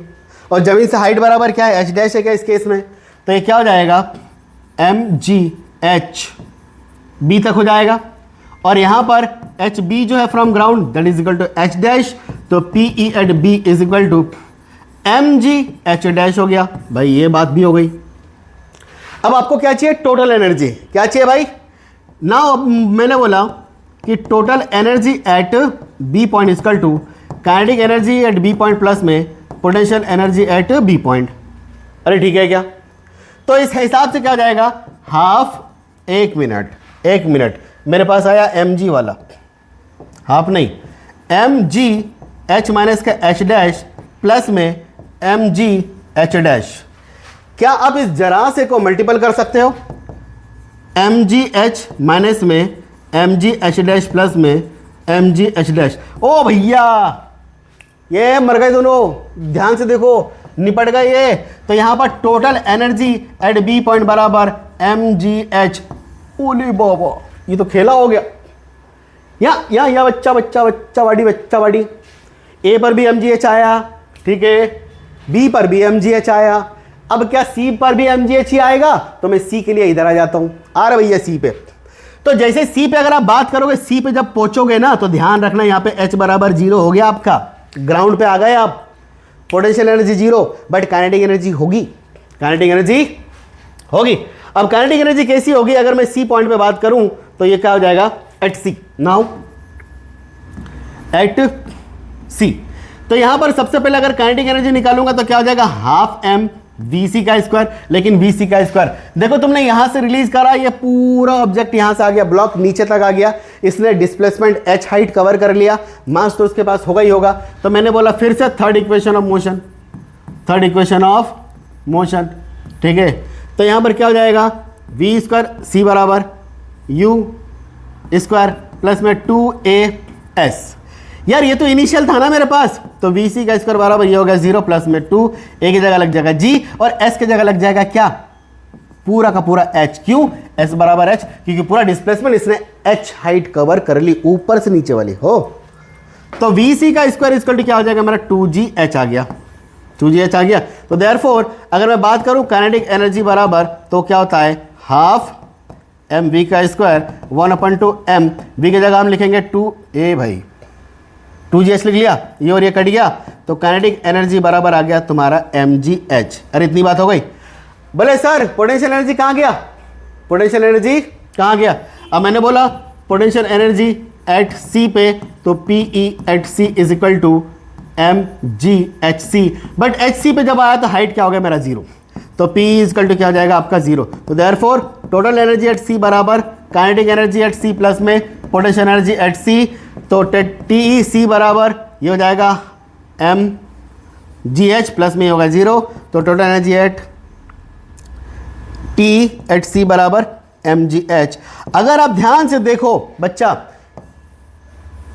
ए पॉइंट पर कहां गया, ए पॉइंट पर भी मेरा एम जी एच आया, ठीक है, बी पॉइंट पे भी मेरा कहां गया एम जी एच आया, सी पॉइंट पे भी मेरा कहां गया एम जी एच आया, कहां गया रे, ये रहा, ये आया। तो क्या हुआ कि नहीं हुआ, मैकेनिकल एनर्जी या फिर टोटल एनर्जी बराबर काइनेटिक एनर्जी प्लस में पोटेंशियल एनर्जी बराबर, अरे कांस्टेंट एक ही जैसा आ रहा है क्या, that is equal to M G H, M D H chaat masala. ये भैया बहुत इंपॉर्टेंट था, ठीक है। अब आगे की कहानी हम बात कर लेंगे, एनर्जी कंजर्वेशन। ध्यान से थोड़ा सा, ये थोड़ा सा आपको ये रिवीजन टाइप का है। मैक्सिमम टॉप पे अगर कोई रहेगा, जैसे ये बॉल है ऐसे लुढ़कते हुए सीढ़ी से आ रही है, ये बिल्कुल ऐसा फिर ऐसा, तो याद रखना टॉप पे काइनेटिक एनर्जी मैक्सिमम होगा, काइनेटिक एनर्जी जीरो होगा। मिड पे क्या होगा, काइनेटिक एनर्जी इंक्रीज करेगी। ये बहुत इंपॉर्टेंट पॉइंट है बच्चा, इंपॉर्टेंट क्वेश्चन के पॉइंट ऑफ व्यू पे। At mid point potential energy decrease करेगी भाई, और ये काइनेटिक एनर्जी इंक्रीज करेगी, क्योंकि नीचे आने पे वेलोसिटी बढ़ती है, और वेलोसिटी बढ़ती है तो काइनेटिक एनर्जी बढ़ेगी, ठीक है। हाँ समझ में तो आ रहा है सर। आगे ये पेंडुलम, तो पेंडुलम वो लटकता ना ऐसा, पेंडुलम घड़ी आता है, टन टन टन बजता हो। अब यहाँ पर आपको ना थोड़ा सा एक्सपेरिमेंट दे रखा है, और एक्सपेरिमेंट में आपको बस करके ये बताना है कि कहाँ पर वेलोसिटी मैक्सिमम होगा और हाइट मिनिमम होगी, मतलब काइनेटिक एनर्जी और पोटेंशियल एनर्जी के बारे में आपको बताना है। तो मैं आपको बता दूं, ये सिंपल पेंडुलम है। सिंपल पेंडुलम क्या कर रहा है भैया, ये इसका होता है मीन पोजीशन, ये मीन पोजीशन होता है, इसको हम लोग बोलते हैं एक्सट्रीम पोजीशन, ठीक है। अब इन दोनों में के बीच में काइनेटिक एनर्जी और पोटेंशियल एनर्जी क्या होता है, वेरी करता है। ये बिल्कुल ऐसा जाता है, ऐसा आता है, फिर ऐसा जाता है, फिर ऐसा आता है, और ये काम ये करते रहता है, इसके पास और कोई काम नहीं रहता, बस यही करता रहता है पूरे टाइम, ठीक है। तो यहां पर थोड़ा सा याद रखना, अगर आपको याद रख पाओ तो, नहीं तो मैं अभी तुमको सॉल्व करके दिखाता हूं कहां पे क्या होगा क्या नहीं होगा। Suppose a ball of string in case of pendulum put one side, अरे हाउ रख दिया, ये देखो एक्सट्रीम पे पोटेंशियल एनर्जी मैक्सिमम होगा, काइनेटिक एनर्जी मिनिमम होगा। बोले सर ये क्या कह रहे हो, ठीक है। कहां पे, इस पोजीशन पे। सेंटर पे क्या होगा, लोएस्ट पॉइंट पे काइनेटिक एनर्जी मैक्सिमम होगा, पोटेंशियल एनर्जी जीरो होगा, और total energy remain the same through out. और भाई अभी पढ़ा अपन ने एनर्जी कंजर्वेशन, इनिशियल बराबर फाइनल बराबर आपका होगा। देखो ध्यान से सुनो, इससे समझाता हूं। अगर मैं यहां पे एक लाइन खींच लूं, अगर मैं यहां पे एक लाइन मारूं तो बिल्कुल ये लाइन ऐसी जाएगी, और अगर मैं इसके सेंटर से एक लाइन मारूं तो ये लाइन बिल्कुल ऐसी जाएगी। इन दोनों लाइन मारने के बीच में एक काम है, ये काम देखो यहां पे, क्या यहां पर h हाइट है, क्या इस केस में h बराबर मैक्सिमम है। अगर h मैक्सिमम तो पोटेंशियल एनर्जी क्या होगा भैया, मैक्सिमम, और that is equal to mgh होगा। क्या ये बात समझ में आ रहा है। यहां पर इसको बोलते हैं मीन पोजीशन। जब मीन पोजीशन, याद रखना कि जब ये बॉल यहां से यहां तक जाएगी ना, तो इसकी वेलोसिटी जो होगी ना, इस केस में वेलोसिटी डिक्रीज होती जाएगी। जब ऐसे जाएगा तो वेलोसिटी डिक्रीज होगा, और जब ऐसा आएगा तो वेलोसिटी क्या होगा, इंक्रीज होगा। और यहां पर इस केस में जो v होगा मैक्सिमम होगा। और आपको मालूम है kinetic energy directly proportional to mass होता है, एक मिनट, वेलोसिटी होता है, क्या होता है, वेलोसिटी। तो इस केस में काइनेटिक एनर्जी मीन पोजीशन पे क्या होगा, मैक्सिमम। तो आपको बस दो याद रखना है कि काइनेटिक एनर्जी जो होगा मीन पोजीशन पे मैक्सिमम होता है, क्योंकि यहां पे वेलोसिटी मैक्सिमम होता है, ठीक है। और पोटेंशियल एनर्जी जो होगा वो पीई बराबर आपका क्या होगा, जीरो, क्योंकि इस केस में जो एच होता है बचता है जीरो। बस समझ में आ रहा है इतनी बात। तो बस आपको बात क्या याद रखना है, सिर्फ ये याद रखना है, एक्सट्रीम पॉइंट पे एंड यहां पर टॉप पोजीशन पे काइनेटिक एनर्जी मैक्सिमम होता है, बिकॉज साइज ज्यादा होगा, और पोटेंशियल एनर्जी एक्सट्रीम पे ज्यादा होगा, काइनेटिक एनर्जी जीरो होगा। यहां से अगर सवाल पूछेगा ना, अगर इसकी हिम्मत है अपने स्कूल वालों की, तो भाई यहां से पूछेगा, याद रखना। ये हो गया काम। अब ये छोटा सा क्वेश्चन, हाँ ये क्वेश्चन होता था, what will be the magnitude of velocity, ठीक है, of the child on reaching the bottom of the bottom of the slide at height. भाई ये आ गया, बहुत इंपॉर्टेंट क्वेश्चन आ गया। अब यहां ध्यान से सुनना, ये मेरा टॉप है, ये टॉप है और ये क्या है, बॉटम है। तो कहे अनुसार यहां पर जो मेरे पास टोटल एनर्जी एट टॉप जो होगा, ये टोटल एनर्जी एज बॉटम बराबर होगा क्या, एनर्जी कंजर्वेशन। तो मैं इसका सॉल्यूशन करूंगा by energy conservation. By energy conservation क्या कहता है बच्चा, कि टोटल एनर्जी एट टॉप बराबर टोटल एनर्जी एट बॉटम बराबर। अब टोटल एनर्जी एट टॉप पे क्या होगा, काइनेटिक एनर्जी प्लस में पोटेंशियल एनर्जी बराबर, यहां पर भी काइनेटिक एनर्जी प्लस में पोटेंशियल एनर्जी। बाबू ध्यान से सुनना, टॉप को टी ले लिया, टॉप को टी ले लिया, बॉटम को बी ले लिया, बॉटम को बी ले लिया, ठीक है भाई। टॉप पे क्या होगा, वेलोसिटी जीरो होगी, पक्का यहां पे वेलोसिटी जीरो होगी, तो ये हो जाएगा जीरो। और टॉप पे जो mgh हो जाएगा क्या, पोटेंशियल एनर्जी क्या हो जाएगा, mgh टोटल हाइट, ये वाली हाइट रहेगी ग्राउंड से, ठीक है। यहां पर बॉटम पे काइनेटिक एनर्जी रहेगा हाफ एम वी का स्क्वायर, मतलब वी का स्क्वायर प्लस में, अरे बॉटम पे h बराबर जीरो हो जाएगा क्या। तो कुल मिला के एनर्जी कंजर्वेशन हो गया mgh बराबर हाफ एम वी का स्क्वायर। एम और एम की अपन ने काट दी, तो ये gh बराबर क्या आया, 1/2 v का स्क्वायर, ये 2 इधर ले गया तो 2gh बराबर v का square, therefore v square is equal to 2gh। मतलब फाइनली एक डेरिवेशन करके दिया मैंने तुमको, v बराबर √2gh। याद रखना फिसल पट्टी में अगर वेलोसिटी आपसे पूछा तो डायरेक्ट ये वेलोसिटी, डायरेक्ट ये फॉर्मूला रखना, बाकी ये आप भाड़ में। बात समझ में आ रहा है, ये एक तरीके से मैंने बताया आपको कि यार करना कैसे है, बाकी आंसर तो मेरा बहुत पहले आ जाता बच्चा। तो ये बात समझ में आया एच हाइट वाला। तो अब इसके हिसाब से एक और क्वेश्चन अपन कर लेते हैं भाई। v बराबर √2gh, अभी दिखाया m बराबर कितना है 30 किलो, हाइट बराबर कितना है 4 metre, find the velocity at bottom. तो अभी बोला ना v bottom is equal to √2gh, तो क्या हो जाएगा 2 × g हो गया 10, h कितना हो गया तुम्हारा 40 और 4, तो कितना होगा भैया ये 20 × 4, तो ये कितना हो गया 80, that is also equal to 8.89 metre per second. ये ले जा, मेहनत करी इधर, रिजल्ट आया इधर। मेहनत करते हैं साल भर, रिजल्ट आता है 3 घंटे में। इतनी बात हो गई यार। ये सवाल ना टाइम कंज्यूमिंग बहुत है, मेरी वीडियो लंबी हो जाएगी, मैं नहीं बता रहा, मैं इसका अलग से सॉल्यूशन निकाल के मतलब करवाऊंगा। इसमें 10th क्लास की ट्रिग्नोमेट्री लग रही भाई, टेंशन ना लेना हो, लेकिन मैं बता सारी दूँ। ये भी वही चीज़ है, ये भी वही चीज़ है, ठीक है। अब बात करते हैं हम लोग पावर। पावर क्या होता है, अब यहाँ पे बात करोगे आप अश्वशक्ति, घोड़ा पावर क्या होता है। अभी देखो घोड़े को समझते हैं अपन। पावर का डेफिनेशन अगर बात करें तो definition, power is the rate of doing work. अब किसी काम को किस रेट से कर रहे हो, जैसे रेट आया ना, मतलब आपसे टाइम की बात कर रहा है। क्या बात कर रहा है आपसे, टाइम की बात कर रहा है। तो rate of doing work it tell us how quickly और how slowly work is being done. समझ में आया ना सब, बस पावर क्या होता है, power rate of doing work. अरे यार भाई, लेकिन इसके आगे तो बता, रेट ऑफ डूइंग वर्क मतलब कितनी जल्दी से आप काम खत्म कर रहे हो या कितने देर से काम खत्म कर रहे हो, उसको बोलते हैं पावर। और पावर का जो फॉर्मूला होता है बेटा, वो होता है हमेशा work done per unit time. बोला ना, मतलब नीचे आ जाएगा टाइम, तो power equal to work done अपन में टाइम। अगर मैं इसकी ऐसा यूनिट निकालूं तो क्या हो जाएगा, जूल पर सेकंड, और इसी को हम लोग बोलते हैं वाट लगा दी भैया जी, डब्ल्यू से डिनोट करते हैं, WT, ठीक है। पावर वर्क डन, याद रखना, पावर वर्क डन अपन में टाइम होता है, और ऐसा यूनिट क्या होता है, वाट, W से डिनोट करते हैं भाई, ठीक है। अब देखो ये ना पावर मैटर क्यों करता है, वाई पावर मैटर। यार आप देखते होंगे ना, बच्चों को ना बड़ी बड़ी बाइकें पसंद आती है, गाड़ी पसंद आता है, और उसका इंजन का पावर बहुत खतरनाक है, 5 सेकंड में तो 400 की स्पीड पकड़ लेती है। ऐसी कुछ बात करते हैं बच्चे, समझा रहा हूं। मान लो 2 मशीन है, 2 machine can do same work, दोनों मशीन एक ही काम को कर रही है, but with the different power ratings, और दोनों मशीन की पावर रेटिंग अलग अलग है।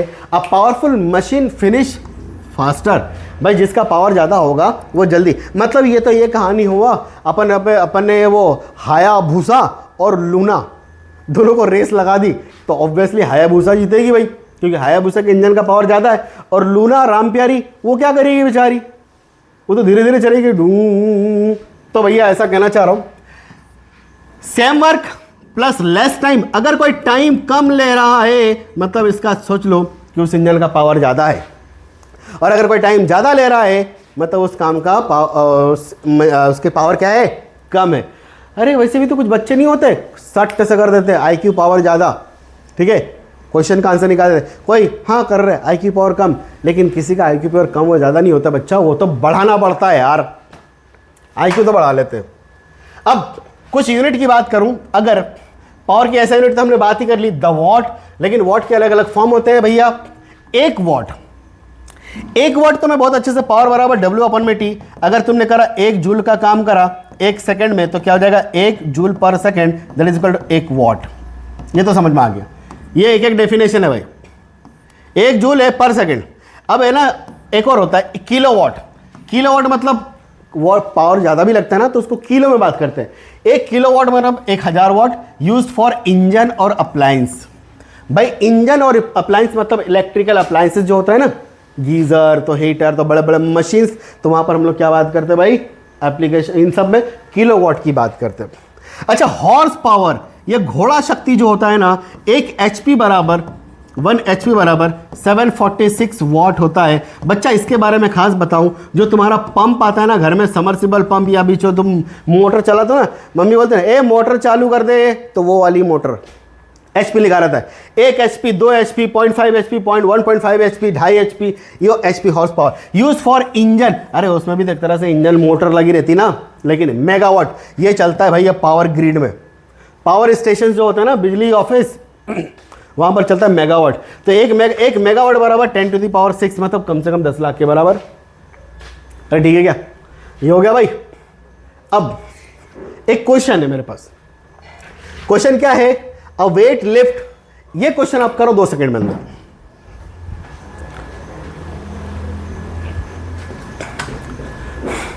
याद देखो, a weight lifter lift up 75 kg। भाई इसका मास बराबर क्या है 75 kg है ना, mass by 2 minute in 5 second, 2 minute in 5 second. How much power would she require for this task. मतलब ये है वेट लिफ्टर ऐसा अगर इसको पकड़ के रखना है, मास 70 kg है, ठीक है, और 2 मीटर ऊपर उठा के रख रहा है, मतलब भाई पोटेंशियल एनर्जी होगा इसके पास, वर्क डन अगेंस्ट ग्रेविटी, ठीक है, और ये 5 सेकंड तक होल्ड करके रख रहा है, तो कितना पावर होगा इसके पास। तो इस घोड़े का पावर निकालते हैं, सॉरी इसका पावर निकालते हैं। तो आपको मालूम है पावर बराबर सर वर्क डन अपन में टाइम होगा, लेकिन यहां पर जो वर्क डन होगा वर्क डन अगेंस्ट ग्रेविटी होगी, 2 कन्वर्ट हो जाएगी, पोटेंशियल एनर्जी mgh अपन में t हो गया क्या। तो पावर बराबर mgh अपन में t। तो चलो भैया m कितना है मेरे पास 75 kg, g हो गया 10, h बराबर कितना का 2 मीटर, और टाइम क्या है 5 सेकंड। टाइम क्या है 5 सेकंड। तो ये कितना हो जाएगा 5 दूना 10, तो ये 75 इंटू 2 दूना 4, तो पावर बराबर 4 5 20, 7 28 और 2 30, 300 वाट की पावर होगा इसके पास। आ गया समझ में भाई क्वेश्चन। चलो आगे बढ़ते हैं। ये इंजन है, इंजन क्या कह रहा है, a car of mass 1000 kilo. ठीक है भैया 1000 किलो तेरा मास है, तो हम क्या करें आगे, करो इसको स्टार्ट फ्रॉम रेस्ट। जैसे ये वर्ड आए स्टार्ट फ्रॉम रेस्ट, मतलब भाई साहब ने आपकी इनिशियल वेलोसिटी 0 कर दी है। अरे इनिशियल वेलोसिटी बराबर क्या है 0, and reach at a speed of 72 kilometre per hour in 10 second. हक है, अच्छा क्वेश्चन है। Calculate the power of the engine required to achieve this. वही बोला ना, बच्चे बात नहीं करते हैं गाड़ी, और 10 सेकंड में तो 400 की स्पीड पकड़ लेती है, लेकिन ये 10 सेकंड में कितना हो रहा है 72 किलोमीटर पर आवर की स्पीड पकड़ रहा है। तो कितना पावर होगा, मुझे इसका पावर निकालना है। तो शुरू करते हैं हम लोग सबसे पहले, जब स्टार्टिंग फ्रॉम रेस्ट मतलब इनिशियल वेलोसिटी 0, तो अचीव करता है तो फाइनल कितना होगा 72 किलोमीटर पर आवर। अब भैया हम लोग काम करते हैं ऐसा यूनिट में, तो मीटर पर सेकंड आपको चाहिए ही चाहिए।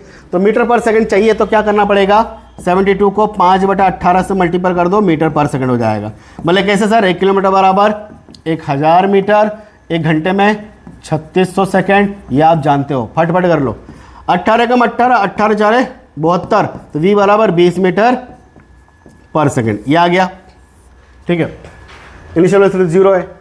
मास कितना देकर रखा है भाई, मास बराबर हमको दे रखा है 1000 kg। अब मुझे निकालना है पावर। तो यार एक बात बताओ बच्चा, पावर बराबर वर्क डन अपन में टाइम, और ये जो वर्क होगा क्या यही काइनेटिक एनर्जी में कन्वर्ट होगा?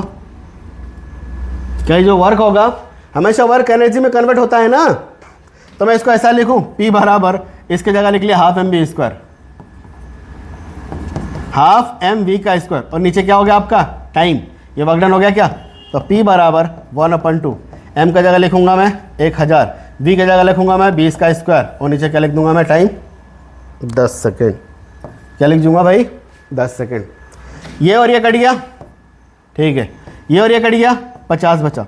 P बराबर 50 इंटू 20 का स्क्वायर हो गया आपका 400, तो ये 4 5 हो जाएगा 20, और उसका कितने जीरो बचे? 1 2 3, 1 2 3।